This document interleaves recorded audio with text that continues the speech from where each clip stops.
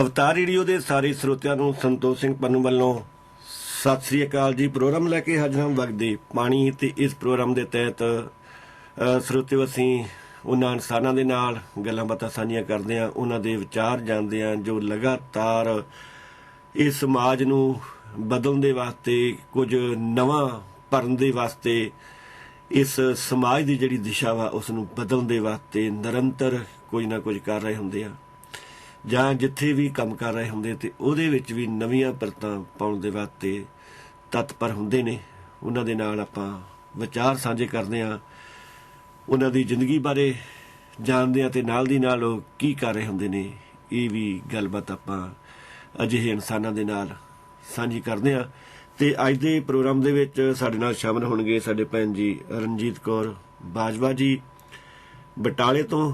ਆਪਾਂ ਉਹਨਾਂ ਦੇ ਨਾਲ ਵਿਚਾਰਾਂ ਦੀ ਸਾਂਝ ਪਾਵਾਂਗੇ, ਉਹਨਾਂ ਦੇ ਵਿਚਾਰ ਸੁਣਾਂਗੇ ਤੇ ਉਹ ਉਹਨਾਂ ਦੇ ਮਨ ਦੇ ਵਿੱਚ ਕਿਸ ਤਰ੍ਹਾਂ ਦੀ ਤੜਫਣਾ ਹੈ ਸਮਾਜ ਵਾਸਤੇ ਤੇ ਕੀ ਉਹ ਕੁਝ ਕਰ ਰਹੇ ਨੇ। ਇਹ ਸਾਰੀਆਂ ਗੱਲਾਂ ਬਾਤਾਂ ਆਪਾਂ ਉਹਨਾਂ ਦੇ ਨਾਲ ਸਾਂਝੀਆਂ ਕਰਾਂਗੇ ਤੇ ਆਓ ਆਪਾਂ ਵਿਚਾਰਾਂ ਦੀ ਸਾਂਝ ਪਾਉਂਦੇ ਹਾਂ। ਭੈਣ ਜੀ ਰਣਜੀਤ ਕੌਰ ਬਾਜਵਾ ਨੂੰ ਸਤਿ ਸ੍ਰੀ ਅਕਾਲ ਭੈਣ ਜੀ। ਸਤਿ ਸ਼੍ਰੀ ਅਕਾਲ ਭਾਜੀ। ਸਤਿ ਸ੍ਰੀ ਅਕਾਲ ਭੈਣ ਜੀ। ਸਤਿ ਸ਼੍ਰੀ ਅਕਾਲ ਭਾਜੀ। ਸਤਿ ਸ੍ਰੀ ਅਕਾਲ ਜੀ। ਸਤਿ ਸ਼੍ਰੀ ਅਕਾਲ। ਅਵਤਾਰ ਰੇਡੀਓ ਤੇ ਬਹੁਤ ਬਹੁਤ ਸਵਾਗਤ ਆਪ ਜੀ ਦਾ ਭੈਣ ਜੀ।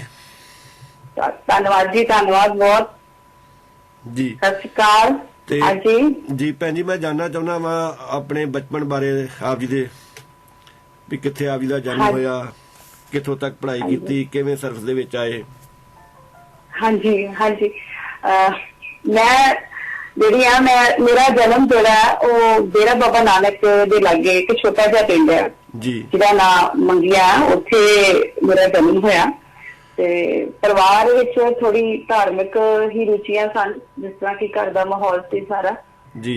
ਮੇਰੇ ਫਾਦਰ ਸਾਹਿਬ ਵੀ ਖੁਦ ਗੁਰੂ ਨਾਲ ਬਹੁਤ ਜੁੜੇ ਹੋਏ ਨੇ ਤੇ ਜਿਸ ਤਰ੍ਹਾਂ ਸਾਨੂੰ ਉਹਨਾਂ ਨੇ ਸਿੱਖਿਆ ਦਿੱਤੀ ਉਸ ਹਿਸਾਬ ਨਾਲ ਅਸੀਂ ਸ਼ੁਰੂ ਤੋਂ ਹੀ ਜਿੱਦਾਂ ਥੋੜਾ ਬਾਣੀ ਦੇ ਨਾਲ ਤੇ ਥੋੜਾ ਸਮਾਜ ਦੀਆਂ ਜਿਸ ਤਰ੍ਹਾਂ ਘਰ 'ਚ ਗੱਲਾਂ ਹੁੰਦੀਆਂ ਉਦਾਂ ਬੱਚੇ ਦੀ ਦਿੱਤੀ ਕਹਿੰਦੇ ਨਾ ਬਣ ਜਾਂਦੀ ਹੈ। ਅਸੀਂ ਸੋਚਦੇ ਰਹਿੰਦੇ ਹਾਂ ਕਿ ਕੁਝ ਨਾ ਕੁਝ ਆਪਣੇ ਲਈ ਤਾਂ ਹਰ ਕੋਈ ਕਰਦਾ ਹੈ, ਕੁਛ ਨਾ ਕੁਛ ਸਮਾਜ ਬਾਰੇ ਜਿੱਦਾਂ ਸਾਨੂੰ ਕੁਛ ਨਾ ਕੁਛ ਕਰਦੇ ਰਹਿਣਾ ਚਾਹੀਦਾ ਵਾ। ਆਪਣੇ ਜਿਹੜਾ ਕੰਮ ਮਿੱਥਿਆ ਹੁੰਦਾ ਉਹਦੇ ਨਾਲ ਨਾਲ ਕੁਛ ਨਾ ਕੁਛ ਲੋਕਾਂ ਬਾਰੇ ਵੀ ਜਾਂ ਲੋਕਾਈ ਬਾਰੇ ਵੀ ਸੋਚਣਾ ਚਾਹੀਦਾ ਹੈ ਤੇ ਜੇ ਹੋ ਸਕੇ ਤੇ ਕਰਦੇ ਵੀ ਰਹਿਣਾ ਚਾਹੀਦਾ ਹੈ। ਤੇ ਸਰਹੱਦੀ ਖੇਤਰ 'ਚ ਜਨਮ ਹੋਣ ਕਰਕੇ ਥੋੜਾ ਜਿਹਾ ਥੋੜੀ ਸਾਡੇ 'ਚ ਇਹ ਵੀ ਹੁੰਦਾ ਹੈ ਕਿ ਅਸੀਂ ਕੁਛ ਨਾ ਜ਼ਿਆਦਾ ਹੁੰਦੇ ਹਾਂ ਕਿ ਸਾਨੂੰ ਕੁਛ ਨਾ ਕੁਛ ਜਿਹੜੀ ਦਿਮਾਗ 'ਚ ਇੱਕ ਆ ਜਾਂਦੀ ਹੈ ਸੋਚ ਤੇ ਅਸੀਂ ਉਹਨੂੰ ਕਰਨ ਲਈ ਤੁਰ ਪੈਂਦੇ ਹਾਂ ਤੇ ਇੱਕ ਦ੍ਰਿੜ ਨਿਸ਼ਚੇ ਜਿਹੜੇ ਆ ਉਹ ਰੱਖਣ ਦੀ ਕੋਸ਼ਿਸ਼ ਕੀਤੀ ਜਾਂਦੀ ਹੈ। ਤੇ ਇਸੇ ਤਰ੍ਹਾਂ ਹੀ ਬਚਪਨ ਤੋਂ ਹੀ ਥੋੜਾ ਸ਼ੌਂਕ ਸੀ, ਕੁਦਰਤ ਬਾਰੇ ਪਿਆਰ, ਕੁਦਰਤ ਨਾਲ ਬੜਾ ਪਿਆਰ ਸੀ ਤੇ ਕੁਦਰਤ ਬਾਰੇ ਸੋਚੀਦਾ, ਉਹਨੂੰ ਸੰਭਾਲ ਬਾਰੇ ਉਹਦਾ ਸੋਚੀਦਾ ਤੇ ਏਦਾਂ ਹੀ ਬਸ। ਜੀ ਭੈਣ ਜੀ, ਤੁਸੀਂ ਜਿਸ ਤਰ੍ਹਾਂ ਦੱਸਿਆ ਕਿ ਡੇਰਾ ਬਾਬਾ ਨਾਨਕ ਦੇ ਲਾਗੇ ਤੁਹਾਡਾ ਪਿੰਡ ਸੀਗਾ। ਹਾਂਜੀ ਹਾਂਜੀ। ਜਦੋਂ ਬਚਪਨ ਦੇ ਵਿੱਚ ਡੇਰਾ ਬਾਬਾ ਨਾਨਕ ਤੁਹਾਨੂੰ ਜਾਣ ਦਾ ਮੌਕਾ ਮਿਲਦਾ ਹੋਏਗਾ, ਕਿੰਨਾ ਕੁ ਉਸ ਸਮੇਂ ਤੋਂ ਬਦਲਿਆ ਹੋਇਆ ਡੇਰਾ ਬਾਬਾ ਨਾਨਕ? ਹਾਂ, ਅਸੀਂ ਤਕਰੀਬਨ ਉੱਥੇ ਗੁਰਦੁਆਰਾ ਸਾਹਿਬ ਵਿੱਚ ਕੀਰਤਨ ਸਿੱਖਣ ਜਾਂਦੇ ਸੀ ਜੀ। ਫਾਦਰ ਸਾਹਿਬ ਲੈ ਕੇ ਜਾਂਦੇ ਸੀ ਸ਼ਾਮ ਨੂੰ ਤਿੰਨਾਂ ਭੈਣ ਭਰਾਵਾਂ ਨੂੰ। ਅਸੀਂ 3 ਭੈਣ ਭਰਾ ਜੀ। ਮੇਰੇ ਬ੍ਰਦਰ ਦੋਨੋਂ ਛੋਟੇ ਨੇ ਮੇਰੇ ਤੋਂ, ਉਹ ਇੰਜੀਨੀਅਰਿੰਗ ਲਾਈਨ ਵਿੱਚ ਨੇ ਤੇ ਇਸ ਟਾਈਮ ਆਪਣੇ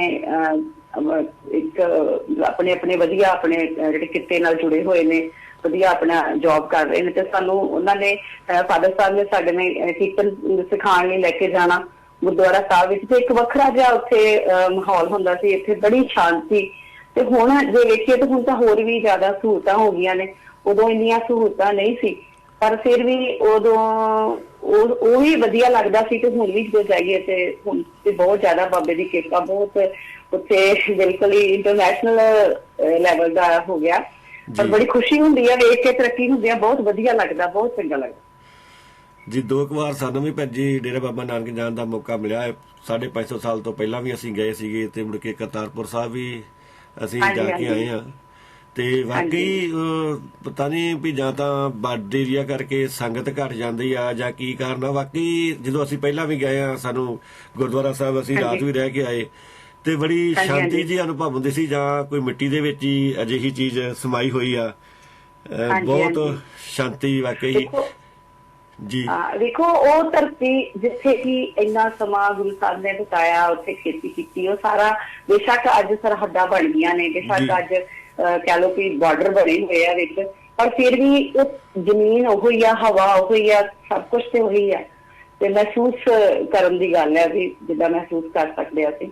ਤੇ ਉਹ ਧਰਤੀ ਤੇ ਭਾਗਾਂ ਵਾਲੀ ਆ ਲੱਗਦੀ, ਜਿੱਦਾਂ ਕਿੰਨਾ ਟਾਈਮ ਉੱਥੇ ਗੁਰੂ ਸਾਹਿਬ ਜੀ ਰਹੇ ਤੇ ਉਹਨਾਂ ਨੇ ਖੇਤੀ ਕੀਤੀ, ਪੂਰੇ ਸੰਸਾਰ ਨੂੰ ਇੱਕ ਸੰਦੇਸ਼ ਦਿੱਤਾ ਕਿਰਤ ਕਰਨ ਤੇ ਨਾਮ ਜਪਣ ਦਾ।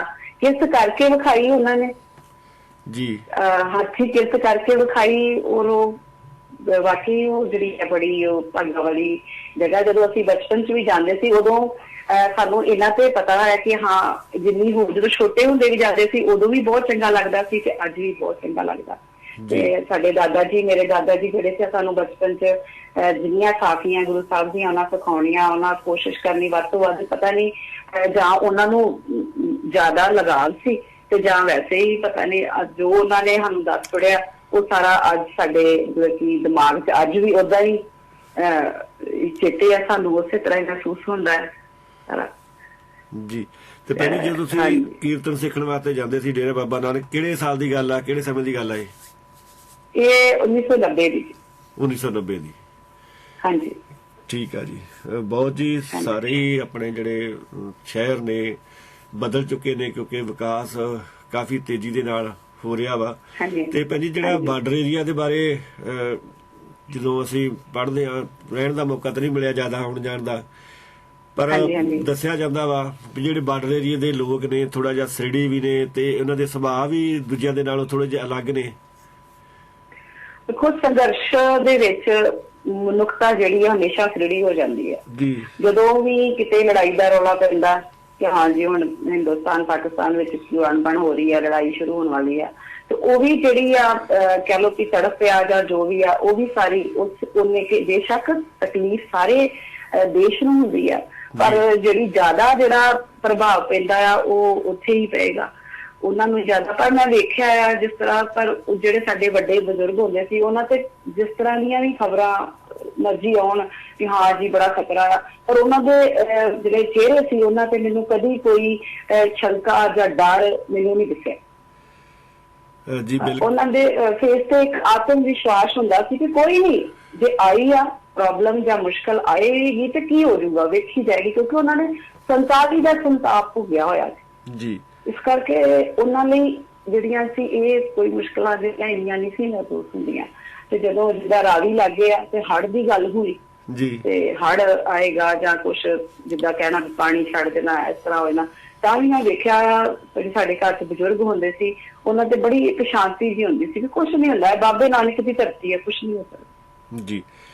ਬਿਲਕੁਲ ਜੀ, ਇਹੀ ਪੰਜਾਬੀਆਂ ਦਾ ਚੜ੍ਹਦੀ ਕਲਾ ਵਾਲਾ ਸੰਕਲਪ ਸੀ ਜਿਸ ਦੇ ਨਾਲ ਉਹ ਜ਼ਿੰਦਗੀ ਜੀਂਦੇ ਸੀ। ਤਦੇ ਹੀ ਵੱਡੀਆਂ ਵੱਡੀਆਂ ਮੁਸ਼ਕਲਾਂ ਤੋਂ ਵੀ ਪੰਜਾਬੀ ਘਬਰਾਉਂਦੇ ਨਹੀਂ ਰਹੇ। ਤੇ ਹੁਣ ਭਾਵੇਂ ਥੋੜਾ ਬਹੁਤਾ ਆਪਣੇ ਸੁਭਾਵਾਂ ਦੇ ਵਿੱਚ ਫਰਕ ਪੈ ਜਾਂਦਾ, ਬਾਬਾ ਜੀ ਤਾਂ ਭੈਣ ਜੀ ਹਮੇਸ਼ਾ ਹੀ ਕਹਿੰਦੇ ਹੁੰਦੇ ਵੀ ਜਿਹੋ ਜਿਹਾ ਆਪਾਂ ਪਾਣੀ ਪੀਂਦੇ ਆ ਉਹੋ ਜਿਹੇ ਆਪਣੇ ਸੁਭਾਅ ਬਣਦੇ ਨੇ।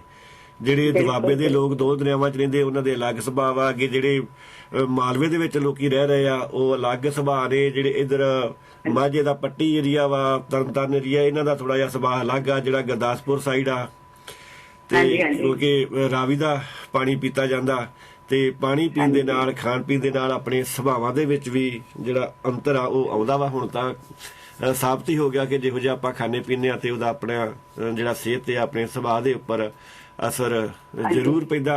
ਤੇ ਭੈਣ ਜੀ ਜਦੋਂ ਤੁਸੀਂ ਗੱਲ ਕਰ ਰਹੇ ਸੀਗੇ ਕਿ ਤੁਹਾਡੇ ਦਾਦਾ ਜੀ ਨੇ ਕਥਾ ਕਹਾਣੀਆਂ ਬਾਤਾਂ ਦੇ ਰਾਹੀਂ ਸਾਰਾ ਜਿਹੜਾ ਇਤਿਹਾਸ ਆ, ਕਿਉਂਕਿ ਅਸੀਂ ਉਸ ਸਮੇਂ ਦੇ ਜੰਪਾਲਾਂ ਜਦੋਂ ਹਜੇ ਪਰਿਵਾਰਾਂ ਦੇ ਵਿੱਚ ਸਾਂਝੇ ਪਰਿਵਾਰ ਸੀ ਤੇ ਉਹਨਾਂ ਦੇ ਵਿੱਚ ਇਹ ਗੱਲਾਂ ਪਤਾ ਚੱਲਦੀਆਂ ਸੀਗੀਆਂ। ਬਜ਼ੁਰਗ ਜਿਹੜੇ ਘਰਾਂ ਦੇ ਵਿੱਚ ਸੀਗੇ ਉਹ ਸਾਖੀਆਂ ਸੁਣਾ ਕੇ ਤੇ ਉਹਨਾਂ ਨੇ ਪੂਰੀਆਂ ਰਟੀਆਂ ਪਈਆਂ ਹੁੰਦੀਆਂ ਸੀਗੀਆਂ।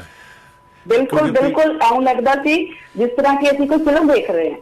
ਜਿਸ ਤਰ੍ਹਾਂ ਉਹ ਦੱਸਦੇ ਹੁੰਦੇ ਸੀ ਹਰੀ ਸਿੰਘ ਨਲੂਏ ਦਾ ਵਿਚਿੱਤਰ ਸਰੀਰ ਦਾ ਉਹਨਾਂ ਬਣਤਰ ਕਿ ਉਹ ਏਦਾਂ ਦੇ ਸਨ, ਏਦਾਂ ਉਹ ਖੜਦੇ ਸਨ, ਏਦਾਂ ਉਹਨਾਂ ਦੀ ਬੜਕ ਸੀ, ਏਦਾਂ ਜਕਾਰਾ ਲਗਾਉਂਦੇ ਸੀ, ਉਹ ਸਾਰਾ ਕੁਛ ਸਾਨੂੰ ਇਸ ਤਰ੍ਹਾਂ ਮਹਿਸੂਸ ਹੁੰਦਾ ਸੀ ਕਿ ਵਾਕਈ ਅਸੀਂ ਕੋਈ ਫਿਲਮ ਦੇਖ ਰਹੇ ਹਾਂ। ਸਾਨੂੰ ਇੱਕ ਤਰੀਕਾ ਜਿਹੜਾ ਸੀ ਉਹ ਬੜਾ ਪ੍ਰਭਾਵ ਸੀ ਬਹੁਤ ਜ਼ਿਆਦਾ।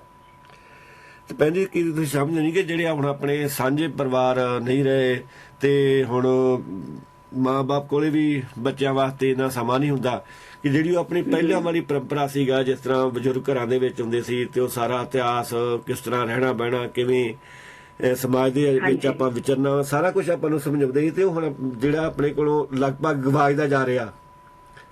ਬਿਲਕੁਲ ਤੇ ਤੁਸੀਂ ਇਹ ਨਹੀਂ ਸਮਝਦੇ ਕਿ ਜਿਹੜੇ ਇਸ ਤਰ੍ਹਾਂ ਦੇ ਪਰਿਵਾਰ ਸੀ, ਸਾਂਝੇ ਪਰਿਵਾਰਾਂ ਦਾ ਬੱਚੇ ਦੀ ਪ੍ਰਤਿਭਾ ਨੂੰ ਨਿਖਾਰਨ ਦੇ ਵਿੱਚ ਅਹਿਮ ਰੋਲ ਹੁੰਦਾ ਸੀ? ਬਿਲਕੁਲ ਬਿਲਕੁਲ, ਬੜਾ ਫਰਕ ਪੈਂਦਾ ਸੀ, ਬਹੁਤ ਜ਼ਿਆਦਾ। ਉਹ ਬੱਚਾ ਜਿਹੜਾ ਸੀ ਆਲਰਾਊਂਡਰ ਹੋ ਸਕੇਗਾ ਜਿਹੜਾ ਸਾਂਝੇ ਪਰਿਵਾਰ ਚ ਰਹੇਗਾ, ਕਿਉਂਕਿ ਉਹਨੂੰ ਹਰ ਇੱਕ ਰਿਸ਼ਤੇ ਦੀ ਕਦਰ ਕਰਨੀ ਆਉਂਦੀ ਆ, ਹਰ ਇੱਕ ਰਿਸ਼ਤੇ ਨੂੰ ਥਾਂ ਤੇ ਰੱਖਣਾ ਆਉਂਦਾ। ਔਰ ਜਿਹੜਾ ਤੇ ਇਕੱਲਾ ਰਹੇਗਾ ਉਹਨੂੰ ਤੇ ਰਿਸ਼ਤਿਆਂ ਦਾ ਹੀ ਨਹੀਂ ਪਤਾ ਹੋਏਗਾ ਤੇ ਉਹਨੇ ਫਿਰ ਕਿਸ ਤਰ੍ਹਾਂ ਉਹਨੇ ਸਮਾਜ ਚ ਵਿਚਰਨਾ ਜੀ, ਮੁਸ਼ਕਲ ਹੋ ਜਾਂਦੀ। ਬਿਲਕੁਲ ਜੀ। ਤੇ ਭੈਣ ਜੀ ਹੁਣ ਜਦੋਂ ਮਹਾਮਾਰੀ ਕਰਕੇ ਸਾਰੇ ਲੋਕ ਹੀ ਘਰਾਂ ਦੇ ਵਿੱਚ ਬੰਦ ਆ, ਤੇ ਤੁਸੀਂ ਕਿਸ ਤਰ੍ਹਾਂ ਸਮਾਂ ਬਿਤਾਉਂਦੇ ਰਹੇ ਹੋ ਪਰਿਵਾਰ ਦੇ ਵਿੱਚ ਬੈਠ ਕੇ? ਕੀ ਜਿਵੇਂ ਰਹੇ ਨੇ? ਹਾਂਜੀ ਹਾਂਜੀ, ਬੱਚੇ ਵੀ ਘਰ ਸੀ ਤੇ ਸਾਡੇ ਬਜ਼ੁਰਗ ਵੀ ਘਰ ਸੀ। ਅਸੀਂ ਇਕੱਠੇ ਮਤਲਬ ਕਿ ਬੈਠ ਕੇ ਕਦੀ ਟੀਵੀ ਜਦੋਂ ਦੇਖਣਾ, ਮਹਾਭਾਰਤ ਵੀ ਦੇਖਿਆ ਸੀ ਬੈਠ ਕੇ, ਤੇ ਹੋਰ ਵੀ ਜਿੱਦਾਂ ਥੋੜੇ ਨੈਤਿਕਤਾ ਵਾਲੇ ਜਿਹੜੇ ਸੀਰੀਅਲ ਆਉਂਦੇ ਆ ਉਹਨਾਂ ਨੂੰ ਜ਼ਰੂਰ ਬੱਚਿਆਂ ਦੇ ਨਾਲ ਬੈਠ ਕੇ ਦੇਖਣਾ ਚਾਹੀਦਾ, ਨਾਲ ਸਾਰਿਆਂ ਨੂੰ ਰਲ ਕੇ। ਕਿਉਂਕਿ ਅੱਜ ਕੱਲ੍ਹ ਜਿਹੜਾ ਥੋੜਾ ਜਿਹਾ ਆ ਕਥਾ ਕਹਾਣੀਆਂ ਜਾਂ ਕਹਾਣੀ ਸੁਣਨ ਜਾਂ ਸੁਣਾਉਣ ਦਾ ਜਿਹੜਾ ਵਾ ਉਹ ਰਿਵਾਜ ਘਟ ਗਿਆ ਪਹਿਲਾਂ ਨਾਲੋਂ। ਕਿਉਂਕਿ ਜਿਹੜਾ ਅੱਜ ਮਸ਼ੀਨ ਦਾ ਯੁੱਗ ਚੱਲਦਾ ਆ, ਜਿੱਦਾਂ ਅੱਜ ਕੱਲ ਮੀਡੀਆ ਆ, ਟੀਵੀ ਆ, ਫੋਨ ਨੇ, ਬੱਚੇ ਫੋਨਾਂ ਤੇ ਵੀ ਖਿੱਚੇ ਜਾਂਦੇ ਆ, ਨਾ ਚਾਹੁਣ ਦੇ ਬਾਵਜੂਦ ਵੀ ਖਿੱਚੇ ਜਾਂਦੇ ਆ, ਤੇ ਟੀਵੀ ਦੇ ਨਾਲ ਵੀ ਜੁੜੇ ਹੋਏ ਹੁੰਦੇ ਹਨ। ਤੇ ਉਹ ਫਿਰ ਇੱਕ ਇਹ ਤਰੀਕਾ ਕਿ ਤੁਸੀਂ ਇਕੱਠੇ ਬੈਠੋ, ਉਹਨਾਂ ਨਾਲ ਕੋਈ ਚੰਗਾ ਪ੍ਰੋਗਰਾਮ ਦੇਖ ਸਕਦੇ ਜੀ। ਉਹਦੇ ਨਾਲ ਵੀ ਬੱਚਿਆਂ ਨੂੰ ਹੋਏਗਾ ਕਿ ਜੇ ਸਾਡੇ ਬਜ਼ੁਰਗ ਚੰਗਾ ਕੁਝ ਵੇਖ ਰਹੇ ਆ ਘਰ 'ਚ, ਕੋਈ ਅੱਛਾ ਜਿਹੜਾ ਚੀਜ਼ ਜਾਂ ਗੁਰਬਾਣੀ ਵੀ ਸੁਣ ਰਹੇ ਆ ਬਹਿ ਕੇ, ਤੇ ਸਾਡਾ ਵੀ ਅਚੇਤ ਹੀ ਬੱਚਾ ਜਿਹੜਾ ਨਾ ਉਹ ਚੀਜ਼ ਬੇਸ਼ੱਕ ਉਹ ਤੁਹਾਨੂੰ ਉਸ ਟਾਈਮ ਸ਼ੋ ਕਰੇਗਾ ਕਿ ਮੈਂ ਨਹੀਂ ਸੁਣ ਰਿਹਾ ਜਾਂ ਮੈਂ ਨਹੀਂ ਵੇਖ ਰਿਹਾ, ਪਰ ਉਹਦੇ ਕਿਤੇ ਮਨ ਦੇ ਵਿੱਚ ਕਿਤੇ ਨਾ ਕਿਤੇ ਉਹ ਚੀਜ਼ ਜਿਹੜੀ ਆ ਉਹ ਸਟੋਰ ਹੋ ਰਹੀ ਹੁੰਦੀ ਹੈ ਕਿ ਜੋ ਇਹ ਸਾਰੇ ਬਹਿ ਕੇ ਦੇਖ ਰਹੇ ਆ ਉਹ ਵੀ ਮੈਂ ਵੀ ਦੇਖਾਂਗਾ ਜਾਂ ਮੈਂ ਵੀ ਕਰਾਂਗਾ, ਤੇ ਮੈਨੂੰ ਵੀ ਵਿੱਚ ਬੈਠਣਾ ਚਾਹੀਦਾ। ਫਿਰ ਹੌਲੀ ਹੌਲੀ ਬੱਚਾ ਉਸ ਚੀਜ਼ ਵੱਲ ਅਟਰੈਕਟ ਹੁੰਦਾ ਹੈ ਜ਼ਰੂਰ ਹੀ ਹੁੰਦਾ ਹੈ ਜੀ। ਤੋ ਇਹ ਚੀਜ਼ ਚਲੋ ਜੇ ਸਾਡੇ ਕੋਲ ਉਹ ਪਹਿਲਾਂ ਵਾਲਾ ਜਿਹੜਾ ਮਾਹੌਲ ਹੈ, ਜਿੱਦਾਂ ਦੇਰ ਰਾਤ ਤੱਕ ਜਿੱਦਾਂ ਅਸੀਂ ਖੁਦ ਰਹੇ ਆ ਵੀ ਦਾਦਾ ਜੀ ਦੀ ਗੋਦੀ 'ਚ ਨਾਲ ਲੰਮੇ ਪੈ ਕੇ ਉਹਨਾਂ ਨਾਲ ਸੁਣੀਆਂ ਕਹਾਣੀਆਂ ਸਾਰੀਆਂ ਸਿੱਖ ਇਤਿਹਾਸ। ਪਰ ਕੁਛ ਸਰਕਾਰਾਂ ਨੂੰ ਵੀ ਚਾਹੀਦਾ ਜਾਂ ਮੀਡੀਆ ਨੂੰ ਵੀ ਚਾਹੀਦਾ ਕਿ ਕੁਝ ਇਹੋ ਜਿਹੇ ਸਾਡੇ ਜਿਹੜੇ ਇਤਿਹਾਸ ਨਾਲ ਸੰਬੰਧਿਤ, ਜਿੱਦਾਂ ਹੁਣ ਰਾਮਾਇਣ ਤੇ ਮਹਾਭਾਰਤ ਆਲਰੇਡੀ ਆ ਹੀ ਰਹੇ ਨੇ, ਕੁਛ ਹੋਰ ਵੀ ਜਿੱਦਾਂ ਬਹਾਦਰੀ ਸੂਰਬੀਰਤਾ ਵਾਲੀਆਂ ਜਿਹੜੀਆਂ ਐਨੀਮੇਟਰੀ ਮੂਵੀਜ਼ ਬਣਾਏ, ਜਿੱਦਾਂ ਬੰਦਾ ਸਿੰਘ ਬਹਾਦਰ ਦੀ ਪਿੱਛੇ ਜੇ ਆਈ ਸੀ, 4 ਸਾਹਿਬਜ਼ਾਦਿਆਂ ਦੀ ਆਈ ਸੀ, ਹੋਰ ਵੀ ਏਦਾਂ ਦੀਆਂ ਜਿਹੜੀਆਂ ਬਣਾ ਕੇ ਨਾ ਉਹ ਬੱਚਿਆਂ ਦੇ ਚੈਨਲਾਂ ਤੇ ਚਲਾ ਕੇ ਫਿਰ ਆਪੇ ਬੱਚੇ ਜਦੋਂ ਉਹਨਾਂ ਨੂੰ ਨਾਲ ਬਜ਼ੁਰਗ ਬੈਠ ਕੇ ਥੋੜਾ ਗਾਈਡ ਕਰ ਲੇਗੇ ਕਿ ਆਹ ਚੀਜ਼ ਆ, ਅਸੀਂ ਆਹ ਆਇਆ, ਸਾਡੀ ਅਸਲੀਅਤ ਆ ਆ ਜਾਂ ਕੁਛ, ਬੱਚੇ ਆਪੇ ਨਾਲ ਜੁੜਦੇ।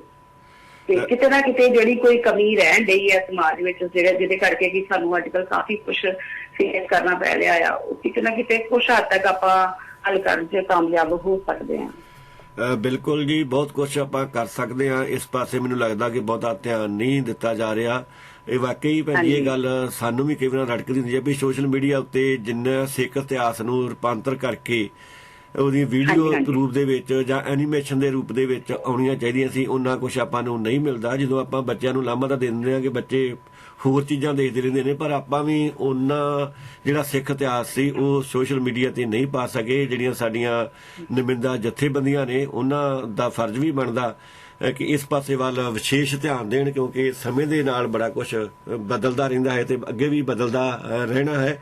ਤੇ ਜਿਹੜੇ ਇਕੱਲੇਕਾਰੇ ਭੈਣ ਜੀ ਇਸ ਤਰ੍ਹਾਂ ਸਿੱਖ ਇਤਿਹਾਸ ਬਾਰੇ ਬਹੁਤ ਕੁਛ ਲੋਕੀ ਪਾ ਰਹੇ ਨੇ, ਪਰ ਇਹ ਮਹਿੰਗੇ ਗੱਲਾਂ ਬਾਤਾਂ ਨੇ, ਖਰਚੇ ਵਾਲੀਆਂ ਨੇ, ਫਿਰ ਕਿੰਤੂ ਪਰੰਤੂ ਬਹੁਤ ਜ਼ਿਆਦਾ ਹੁੰਦਾ ਤੇ ਕਲਾਕਾਰਾ ਬੰਦਾ ਇਸ ਕਰਕੇ ਵੀ ਜਿਹੜਾ ਇਸ ਪਾਸੇ ਜ਼ਿਆਦਾ ਉਦਮ ਨਹੀਂ ਕਰਦਾ। ਤੇ ਸਾਡੀਆਂ ਜਿਹੜੀਆਂ ਨੁਮਾਇੰਦਾ ਜਥੇਬੰਦੀਆਂ ਨੇ ਜ਼ਰੂਰ ਉਹਨਾਂ ਨੂੰ ਅਸੀਂ ਅਪੀਲ ਬੇਨਤੀ ਕਰਦੇ ਹਾਂ ਕਿ ਇਸ ਪਾਸੇ ਧਿਆਨ ਦਿੱਤਾ ਜਾਵੇ ਤਾਂ ਕਿ ਬੱਚੇ ਜਿਹੜੇ ਆ ਉਹ ਇਤਿਹਾਸ ਤੋਂ ਵੱਧ ਸਿੱਖ ਸਕਣ, ਸੁਣ ਸਕਣ। ਆਪਾਂ ਹੁਣ ਇਹ ਤਾਂ ਨਹੀਂ ਕਿਸੇ ਨੂੰ ਰੋਕ ਸਕਦੇ ਕਿ ਤੁਸੀਂ ਟੈਲੀਵਿਜ਼ਨ ਨਾ ਦੇਖੋ ਜਾਂ ਤੁਸੀਂ ਮੋਬਾਈਲ ਫੋਨ ਦੀ ਵਰਤੋਂ ਨਾ ਕਰੋ, ਇੰਟਰਨੈਟ ਨਾ ਵਰਤੋ। ਹਾਂ, ਇਹ ਆਪਾਂ ਜ਼ਰੂਰ ਕਰ ਸਕਦੇ ਹਾਂ ਕਿ ਉਹਦੇ ਉੱਪਰ ਚੰਗੀਆਂ ਚੀਜ਼ਾਂ ਪਾ ਸਕਦੇ ਹਾਂ ਵੀ ਜੇ ਕੋਈ ਉਸ ਪਾਸੇ ਵੀ ਸੁਣਨਾ ਚਾਹਵੇ ਤੇ ਸੁਣ ਸਕਦਾ ਹੈ। ਜੀ ਭਾਜੀ, ਤੁਸੀਂ ਦਾਦਾ ਜੀ ਦੀ ਗੱਲਬਾਤ ਕੀਤੀ ਸੀ ਤੇ 47 ਦੀ ਗੱਲਬਾਤ ਕੀਤੀ ਆ। ਵਾਕਈ ਬਾਰਡਰ ਵੀ ਤੁਹਾਡੇ ਲੱਗ ਗਿਆ ਤੇ ਤੁਹਾਡੇ ਦਾਦਾ ਜੀ ਕੋਈ ਉਸ ਸਮੇਂ ਦੀਆਂ ਗੱਲਾਂ ਬਾਤਾਂ ਵੀ ਤੁਹਾਡੇ ਨਾਲ ਸਾਂਝੀਆਂ ਕਰਦੇ ਸੀ, ਕਿਸ ਤਰ੍ਹਾਂ? ਬਹੁਤ ਕੁਝ ਦੱਸਦੇ ਸੀ। ਮੇਰੇ ਬੀਜੀ ਦਾਦੀ ਜੀ ਵੀ ਬਹੁਤ ਕੁਝ ਦੱਸਦੇ ਹੁੰਦੇ ਸੀ। ਕੋਈ ਵਿਸ਼ੇਸ਼ ਗੱਲ ਜਿਹੜੀ ਉਹਨਾਂ ਨੇ ਤੁਹਾਨੂੰ 47 ਬਾਰੇ ਦੱਸੀ ਹੋਵੇ, ਉਹ ਸਾਡੇ ਨਾਲ ਸਾਂਝੀ ਕਰੋ। ਹਾਂਜੀ, ਉਹਨਾਂ ਨੇ ਉਦੋਂ ਵੀ ਕੋਈ ਮਹਾਮਾਰੀ ਦੀ ਗੱਲ ਕੀਤੀ ਸੀ, ਜਦੋਂ ਉਹ ਆ ਰਹੇ ਸੀ ਟ੍ਰੇਨ ਚ ਉਧਰੋਂ, ਜਿਹੜਾ ਹੈਗਾ ਸੀ ਬਾਹਰ ਦਾ ਇਲਾਕਾ ਸੀ, ਉਧਰ ਉਹਨਾਂ ਦੀ ਪੋਸਟਿੰਗ ਸੀ, ਉਹ ਕਿੱਤੇ ਵਜੋਂ ਪਟਵਾਰੀ ਸਨ। ਤੇ ਉਧਰੋਂ ਜਦੋਂ ਆ ਰਹੇ ਸੀ ਰਸਤੇ ਚ, ਤੇ ਜਿਹੜੀ ਟ੍ਰੇਨ ਵਿੱਚ ਜੋ ਬੈਠੇ ਹੋਏ ਸੀ, ਉਹਨਾਂ ਦੱਸਿਆ ਕਿ ਉਦੋਂ ਵੀ ਮਹਾਮਾਰੀ ਕੋਈ ਫੈਲੀ, ਮੇਰੇ ਖਿਆਲ ਚ ਸ਼ਾਇਦ ਹੈਗਾ ਦੱਸਿਆ ਸੀ ਉਹਨਾਂ ਨੇ। ਤੇ ਕਹਿੰਦੇ ਵੀ ਸਾਹਮਣੇ ਸਾਡੇ ਜਿਹੜਾ ਸੀ ਇੱਕ ਬੜਾ ਹੀ ਜਵਾਨ, ਜਿਹੜਾ ਸੀ ਕੋਈ ਪਹਿਲਵਾਨ ਕਹਾਉਂਦਾ ਹੁੰਦਾ ਸੀ, ਤੇ ਸਾਹਮਣੇ ਏਦਾਂ ਹੀ ਹੋ ਗਿਆ। ਤੇ ਕਹਿੰਦੇ ਸਾਨੂੰ ਲੱਗਾ ਕਿ ਵਾਕਈ ਜ਼ਿੰਦਗੀ ਜਿਹੜੀ ਆ ਕੁਛ ਨਹੀਂ ਆ, ਪਰ ਰੱਖਣ ਵਾਲਾ ਪਰਮਾਤਮਾ ਆ। ਤੇ ਜਿੱਦਾਂ ਜਿੱਦਾਂ ਉਹ ਪਹੁੰਚੇ, ਫਿਰ ਅੱਗੋਂ ਉਹਨਾਂ ਨੂੰ ਘਰ ਪਹੁੰਚਾਇਆ ਗਿਆ, ਉਹਨਾਂ ਦੇ ਬ੍ਰਦਰ ਲੈ ਕੇ ਆਏ। ਜਿੱਦਾਂ ਦੱਸਦੇ ਕਿ ਰਸਤੇ ਚ ਮੇਰੇ ਡੈਡੀ ਜਿਹੜੇ ਸੀ ਬੜੇ ਛੋਟੇ ਸਨ, ਤੇ ਉਹਨਾਂ ਨੂੰ ਵੀ ਇਹ ਪ੍ਰੋਬਲਮ ਹੋਈ, ਤੇ ਉਹਨਾਂ ਨੇ ਇੱਕ ਬੋਤਲ ਚ ਦਹੀਂ ਜਮਾਇਆ, ਦੁੱਧ ਪਾ ਕੇ ਵਿੱਚ, ਤੇ ਥੋੜਾ ਉਹਨਾਂ ਦੇ ਮੂੰਹ ਨੂੰ ਲਾਉਂਦੇ ਆਏ, ਤੇ ਫਿਰ ਉਹ ਮਤਲਬ ਬਚ ਗਏ। ਤੇ ਕਹਿਣ ਦਾ ਭਾਵ ਹੈ ਕਿ ਜਿੱਦਾਂ ਅੱਜ ਸਾਨੂੰ ਪ੍ਰੋਬਲਮ ਫੇਸ ਕਰਨੀ ਪੈ ਰਹੀ ਹੈ ਮਹਾਮਾਰੀ ਦੀ ਜਾਂ ਕੁਛ ਵੀ, ਇਹ ਅੱਜ ਨਹੀਂ ਹੈ, ਸ਼ੁਰੂ ਤੋਂ ਹੀ ਇਹ ਕੰਮ ਕੋਈ ਨਾ ਕੋਈ ਆਉਂਦੀਆਂ ਨੇ ਪ੍ਰੋਬਲਮ ਫੇਸ ਕਰਨੀਆਂ, ਪਰ ਘਬਰਾਉਣਾ ਨਹੀਂ ਚਾਹੀਦਾ। ਉਹਨਾਂ ਦੀ ਇਹ ਗੱਲ ਸੁਣ ਕੇ ਵੀ ਕੁਛ ਨਹੀਂ ਹੁੰਦਾ, ਪਰਮਾਤਮਾ ਜਿਹੜਾ ਹੈ ਸਭ ਕੁਛ ਠੀਕ ਕਰ ਦਿੰਦਾ ਆ। ਕੋਈ ਵੀ ਜੇ ਮੁਸੀਬਤ ਆਉਂਦੀ ਹੈ ਤੇ ਉਹਦਾ ਹੱਲ ਵੀ ਨਾਲ ਹੀ ਹੁੰਦਾ ਆ। ਉਹਨੇ ਪਹਿਲਾਂ ਵੀ ਕੀਤਾ ਹੁੰਦਾ ਆ ਵੀ ਹਾਂ ਜੀ ਇਹਦਾ ਇੱਥੋਂ ਤੱਕ ਆ, ਏਦਾਂ ਜੇ ਵੀ ਸਾਰਾ ਕੁਛ। ਉਹਨਾਂ ਦੀਆਂ ਇਹ ਗੱਲਾਂ ਜਿਹੜੀਆਂ ਨਾ ਬੜਾ ਆਤਮ ਵਿਸ਼ਵਾਸ ਭਰ ਜਾਂਦੀਆਂ ਨੇ ਵੀ ਹੁੰਦਾ ਕਿਸੇ ਵੀ ਚੀਜ਼ ਤੋਂ ਡਰਨਾ ਜਾਂ ਘਬਰਾਉਣਾ ਨਹੀਂ ਚਾਹੀਦਾ। ਹੁਣ ਦੇਖੋ, ਉਹ ਲਾਗੇ ਸੀਟ ਤੇ ਕਹਿੰਦੇ ਮੈਂ ਬੈਠਾ ਸੀ, ਤੇ ਉਹ ਮੇਰੇ ਸਾਹਮਣੇ ਉਹਨੂੰ ਇੰਨੀ ਪ੍ਰੋਬਲਮ ਹੋ ਗਈ, ਤੇ ਮੇਰੇ ਸਾਹਮਣੇ ਹੀ ਉਹ ਜਿਹੜਾ ਵਾ ਉਹਦੀ ਮੌਤ ਹੋ ਗਈ। ਔਰ ਉਹ ਜਿੱਦਾਂ ਉਹ ਦੱਸਦੇ ਸੀ, ਤੇ ਪਰ ਮੈਨੂੰ ਕੋਈ ਉਹਨਾਂ ਦੇ ਫੇਸ ਤੇ ਘਬਰਾਹਟ ਨਹੀਂ ਲੱਗਦੀ ਸੀ ਕਿ ਅੱਜ ਕੋਈ ਦੇਖੇ ਏਦਾਂ ਤੇ ਦੂਰ ਭੱਜ ਜਾਵੇ ਜਾਂ ਡਰ ਜਾਵੇ। ਪਰ ਉਹ ਕਹਿੰਦੇ ਹੁੰਦੇ ਸੀ ਕਿ ਨਹੀਂ, ਕੋਈ ਨਹੀਂ, ਮੌਤ ਤੋਂ ਘਬਰਾਉਣਾ ਨਹੀਂ ਚਾਹੀਦਾ, ਬਲਕਿ ਪਰਮਾਤਮਾ ਦਾ ਨਾਮ ਲੈਣਾ ਚਾਹੀਦਾ। ਤੇ ਇੱਕ ਉਹੀ ਜਿਹੜਾ ਹੈ ਪਰਮਾਤਮਾ ਸਭ ਕੁਛ ਠੀਕ ਕਰਨ ਵਾਲਾ, ਜੇ ਕਿਸੇ ਮੁਸੀਬਤ ਚ ਪਾਉਂਦਾ ਉਹਨੂੰ ਉਹਦੇ ਵਿੱਚੋਂ ਬਾਹਰ ਆਉਣ ਦੀ ਵੀ ਜਿਹੜੀ ਆ ਹਿੰਮਤ ਉਹੀ ਦਿੰਦਾ। ਜੀ ਬਿਲਕੁਲ ਜੀ, ਜੇ ਆਪਾਂ ਕੁਦਰਤ ਤੇ ਛੱਡ ਦਾਂਗੇ, ਪਰਮਾਤਮਾ ਤੇ ਛੱਡ ਦਾਂਗੇ, ਤੇ ਬੜੀਆਂ ਆਪਾਂ ਚਿੰਤਾ ਤੋਂ ਮੁਕਤ ਵੀ ਹੋ ਜਾਂਦੇ ਆ ਵੀ ਜੋ ਹੋਏਗਾ ਦੇਖੀ ਜਾਏਗੀ, ਕੋਈ ਗੱਲ ਨਹੀਂ। ਜਿਸ ਤਰ੍ਹਾਂ ਦੇ ਵੀ ਹਾਲਾਤ ਹੋਣਗੇ ਉਹਨੂੰ ਆਪਾਂ ਉਹਦਾ ਸਾਹਮਣਾ ਕਰਨ ਦੇ ਵਾਸਤੇ, ਚੁਣੌਤੀਆਂ ਨੂੰ ਸਵੀਕਾਰ ਕਰਨ ਵਾਸਤੇ ਆਪਾਂ ਤਿਆਰ ਹੋਵਾਂਗੇ, ਤੇ ਫਿਰ ਆਪਾਂ ਨੂੰ ਕਿਸੇ ਵੀ ਤਰ੍ਹਾਂ ਦਾ ਜਿਹੜਾ ਮਾਨਸਿਕ ਕਸ਼ਟ ਆ ਉਹ ਨਹੀਂ ਆਉਂਦਾ। ਹਮੇਸ਼ਾ ਚੜ੍ਹਦੀ ਕਲਾ ਦੇ ਵਿੱਚ ਰਹਿਣਾ। ਤੇ ਭੈਣ ਜੀ, ਅੱਜ ਕੱਲ ਤੁਸੀਂ ਕਿਹੜੇ ਸਕੂਲ ਦੇ ਵਿੱਚ ਪੜ੍ਹਾ ਰਹੇ ਹੋ, ਤੇ ਕਿੰਨਾ ਚਿਰ ਹੋ ਗਿਆ ਆਪ ਜੀ ਨੂੰ ਇਸ ਜੌਬ ਦੇ ਵਿੱਚ ਆਇਆ ਨੂੰ? ਹਾਂਜੀ, 10ਵੀਂ ਮੈਂ ਧਰਮਕੋਟ ਰੰਧਾਵਾ ਤੋਂ ਕਰਨ ਤੋਂ ਬਾਅਦ ਮੈਂ ਬੇਰੀ ਕਾਲਜ ਤੋਂ +2 ਕੀਤੀ, ਬਟਾਲਾ BUC ਕਾਲਜ। ਉਸ ਤੋਂ ਬਾਅਦ ਮੈਂ Jalandhar Lyallpur Khalsa college for woman ਤੋਂ ਮੈਂ ਗ੍ਰੈਜੂਏਸ਼ਨ ਕੀਤੀ ਆਪਣੀ। ਔਰ ਨਾਲ NCC ਲਈ ਮੈਂ ਮੇਰੇ ਡੈਡੀ ਨੇ ਖੁਦ ਰਖਵਾਈ ਕਿ ਇਹ ਨਹੀਂ ਕਿ ਇਕੱਲੀ ਪੜ੍ਹਾਈ ਨਾਲ ਫਿਜ਼ੀਕਲੀ ਐਕਟੀਵਿਟੀ ਵੀ ਜ਼ਰੂਰ ਹੋਣੀਆਂ ਚਾਹੀਦੀਆਂ ਨੇ ਆਤਮ ਵਿਸ਼ਵਾਸ ਵਾਸਤੇ। NCC ਰਖਵਾਈ ਮੈਨੂੰ ਨਾਲ 3 ਸਾਲ। ਮੈਂ ਉਹ C ਸਰਟੀਫਿਕੇਟ ਵੀ ਪ੍ਰਾਪਤ ਕੀਤਾ, ਬਕਾਇਦਾ RD ਵਾਸਤੇ ਵੀ ਗਈ। ਔਰ ਉਸ ਤੋਂ ਬਾਅਦ ਮੈਂ ਜਿਹੜੀ ਪੋਸਟ ਗ੍ਰੈਜੂਏਸ਼ਨ ਹੈ ਮੈਂ ਪੋਲੀਟੀਕਲ ਸਾਇੰਸ ਦੀ MA regular Khalsa college Amritsar ਤੋਂ ਕੀਤੀ ਜੀ, ਤੇ B.Ed ਮੈਂ ਕੀਤੀ। B.Ed ਤੋਂ ਬਾਅਦ ਫਿਰ ਮੈਂ ਇੱਕ MA ਕੀਤੀ। ਜਿੱਦਾਂ ਕਿ ਮੈਨੂੰ ਸਾਹਿਤ ਦਾ ਬੜਾ ਸ਼ੌਂਕ ਸੀ, ਮੈਨੂੰ ਬੜਾ ਪੰਜਾਬੀ ਆਪਣੀ ਬੋਲੀ ਨਾਲ ਬਹੁਤ ਲਗਾਵ, ਫਿਰ ਮੈਂ ਪੰਜਾਬੀ ਦੀ MA ਕੀਤੀ ਜੀ। ਤੇ ਅੱਜ ਮੈਂ ਜਿਹੜਾ ਗਵਰਨਮੈਂਟ ਜੌਬ ਪੰਜਾਬੀ ਅਧਿਆਪਕਾ ਸਰਕਾਰੀ ਮਿਡਲ ਸਕੂਲ ਬਹਾਦਰ ਹੁਸੈਨ ਵਿਖੇ ਸੇਵਾਵਾਂ ਨਿਭਾ ਰਹੀ ਹਾਂ। ਪੰਜਾਬੀ ਪੜ੍ਹਾ ਰਹੀ ਹਾਂ, ਜਿਹੜਾ ਕਿ ਮੇਰਾ ਮਨ ਭਾਉਂਦਾ ਵਿਸ਼ਾ ਹੈ। ਬਹੁਤ ਵਧੀਆ ਜੀ। ਤੇ ਮੈਂ ਸਰੋਤਿਆਂ ਨਾਲ ਗੱਲ ਸਾਂਝੀ ਕਰਨਾ ਚਾਹੁੰਦਾ ਕਿ ਜਿਹੜਾ NCC ਹੁੰਦਾ, ਇਹਦੇ ਵਿੱਚ ਬਹੁਤ ਸਾਰੀ ਜਿਹੜੀ ਟ੍ਰੇਨਿੰਗ ਆ ਦਿੱਤੀ ਜਾਂਦੀ ਹੈ। ਲਗਭਗ ਜੇ ਆਪਾਂ ਕਹਿ ਲਈਏ ਤੇ ਫੌਜ ਵਾਲੀ ਸਾਰੀ ਟ੍ਰੇਨਿੰਗ ਦਿੱਤੀ ਜਾਂਦੀ ਹੈ। ਪਹਿਲਾਂ B ਸਰਟੀਫਿਕੇਟ ਹੁੰਦਾ, ਉਸ ਤੋਂ ਬਾਅਦ ਜਿਹੜਾ C ਸਰਟੀਫਿਕੇਟ ਵਿਦਿਆਰਥੀਆਂ ਨੂੰ ਮਿਲਦਾ। ਮੈਂ ਵੀ ਆਪਣੀ ਜ਼ਿੰਦਗੀ ਦੇ ਵਿੱਚ ਜਦੋਂ ਪੜ੍ਹਦੇ ਸਮੇਂ NCC ਲਈ ਸੀ, ਤੇ ਸਾਨੂੰ ਤਾਂ ਬਹੁਤ ਸਾਰੀ ਜਿਹੜੀ ਟ੍ਰੇਨਿੰਗ ਆ, ਜਦੋਂ ਕੈਂਪ ਲੱਗਦੇ ਹੁੰਦੇ ਸੀ, ਕੈਂਪਾਂ ਦੇ ਵਿੱਚ ਬਹੁਤ ਜ਼ਿਆਦਾ ਟ੍ਰੇਨਿੰਗ ਜਿਹੜੀ ਦਿੱਤੀ ਜਾਂਦੀ ਸੀ। ਇੱਥੋਂ ਤੱਕ ਕਿ ਜਿਹੜੇ ਆਰਮੀ ਦੇ ਛੋਟੇ ਹਥਿਆਰ ਆ, ਜਿਹੜੀ 303 ਆ, SLR ਆ, LMG ਆ, ਮਸ਼ੀਨ ਗੰਨਾਂ ਵਾ, ਇੱਥੋਂ ਤੱਕ ਵੀ ਉਹਨਾਂ ਨੇ ਸਾਨੂੰ ਟ੍ਰੇਨਿੰਗ ਜਿਹੜੀ ਦਿੱਤੀ ਗਈ ਸੀਗੀ। ਤੇ NCC ਆ, ਜਾਂ ਜਿਹੜੀ ਪਹਿਲਾਂ ਹੁਣ ਤਾਂ ਹੋਮਗਾਰਡ ਵੈਸੇ ਥਾਣਿਆਂ 'ਚ ਡਿਊਟੀ ਲੱਗ ਗਈ, ਪਹਿਲਾਂ ਪਿੰਡਾਂ ਦੇ ਵਿੱਚ ਨੌਜਵਾਨਾਂ ਨੂੰ ਜਿਹੜੀ ਟ੍ਰੇਨਿੰਗ ਦਿੱਤੀ ਜਾਂਦੀ ਸੀ ਵੀ ਜੇ ਕਿਸੇ ਤਰ੍ਹਾਂ ਦੀ ਵੀ ਦੇਸ਼ ਤੇ ਆਫਤ ਆਉਂਦੀ ਆ ਤਾਂ ਉਹਨਾਂ ਤੋਂ ਜਿਹੜਾ ਕੰਮ ਲਿਆ ਜਾ ਸਕਦਾ ਹੈ। ਜਿਹੜਾ ਨੈਸ਼ਨਲ ਕੈਡਟ ਕੋਰ ਆ ਇਹ ਵੀ ਇਸੇ ਹੀ ਇਸੇ ਗੱਲ ਨੂੰ ਧਿਆਨ ਦੇ ਵਿੱਚ ਰੱਖ ਕੇ ਜਿਹੜਾ ਸ਼ੁਰੂ ਕੀਤਾ ਗਿਆ ਸੀ। ਬਹੁਤ ਸਾਰੇ ਕਾਲਜਾਂ ਸਕੂਲਾਂ ਦੇ ਵਿੱਚ ਜਿਹੜੇ NCC ਦੇ ਯੂਨਿਟ ਸਥਾਪਿਤ ਨੇ ਤੇ ਨਾਲੇ ਇਹਦੇ ਨਾਲ ਜਿਹੜਾ ਵਿਦਿਆਰਥੀਆਂ ਦੇ ਵਿੱਚ ਡਿਸਪਲਿਨ ਦੀ ਭਾਵਨਾ ਉਹ ਵੀ ਭਰੀ ਜਾਂਦੀ ਆ। ਤੇ ਭੈਣ ਜੀ ਜਿਹੜਾ ਤੁਹਾਡਾ ਸਕੂਲ ਆ ਇਹ ਵੀ ਬਾਰਡਰ ਏਰੀਆ ਦੇ ਲਾਗੇ ਹੀ ਆ ਜੀ?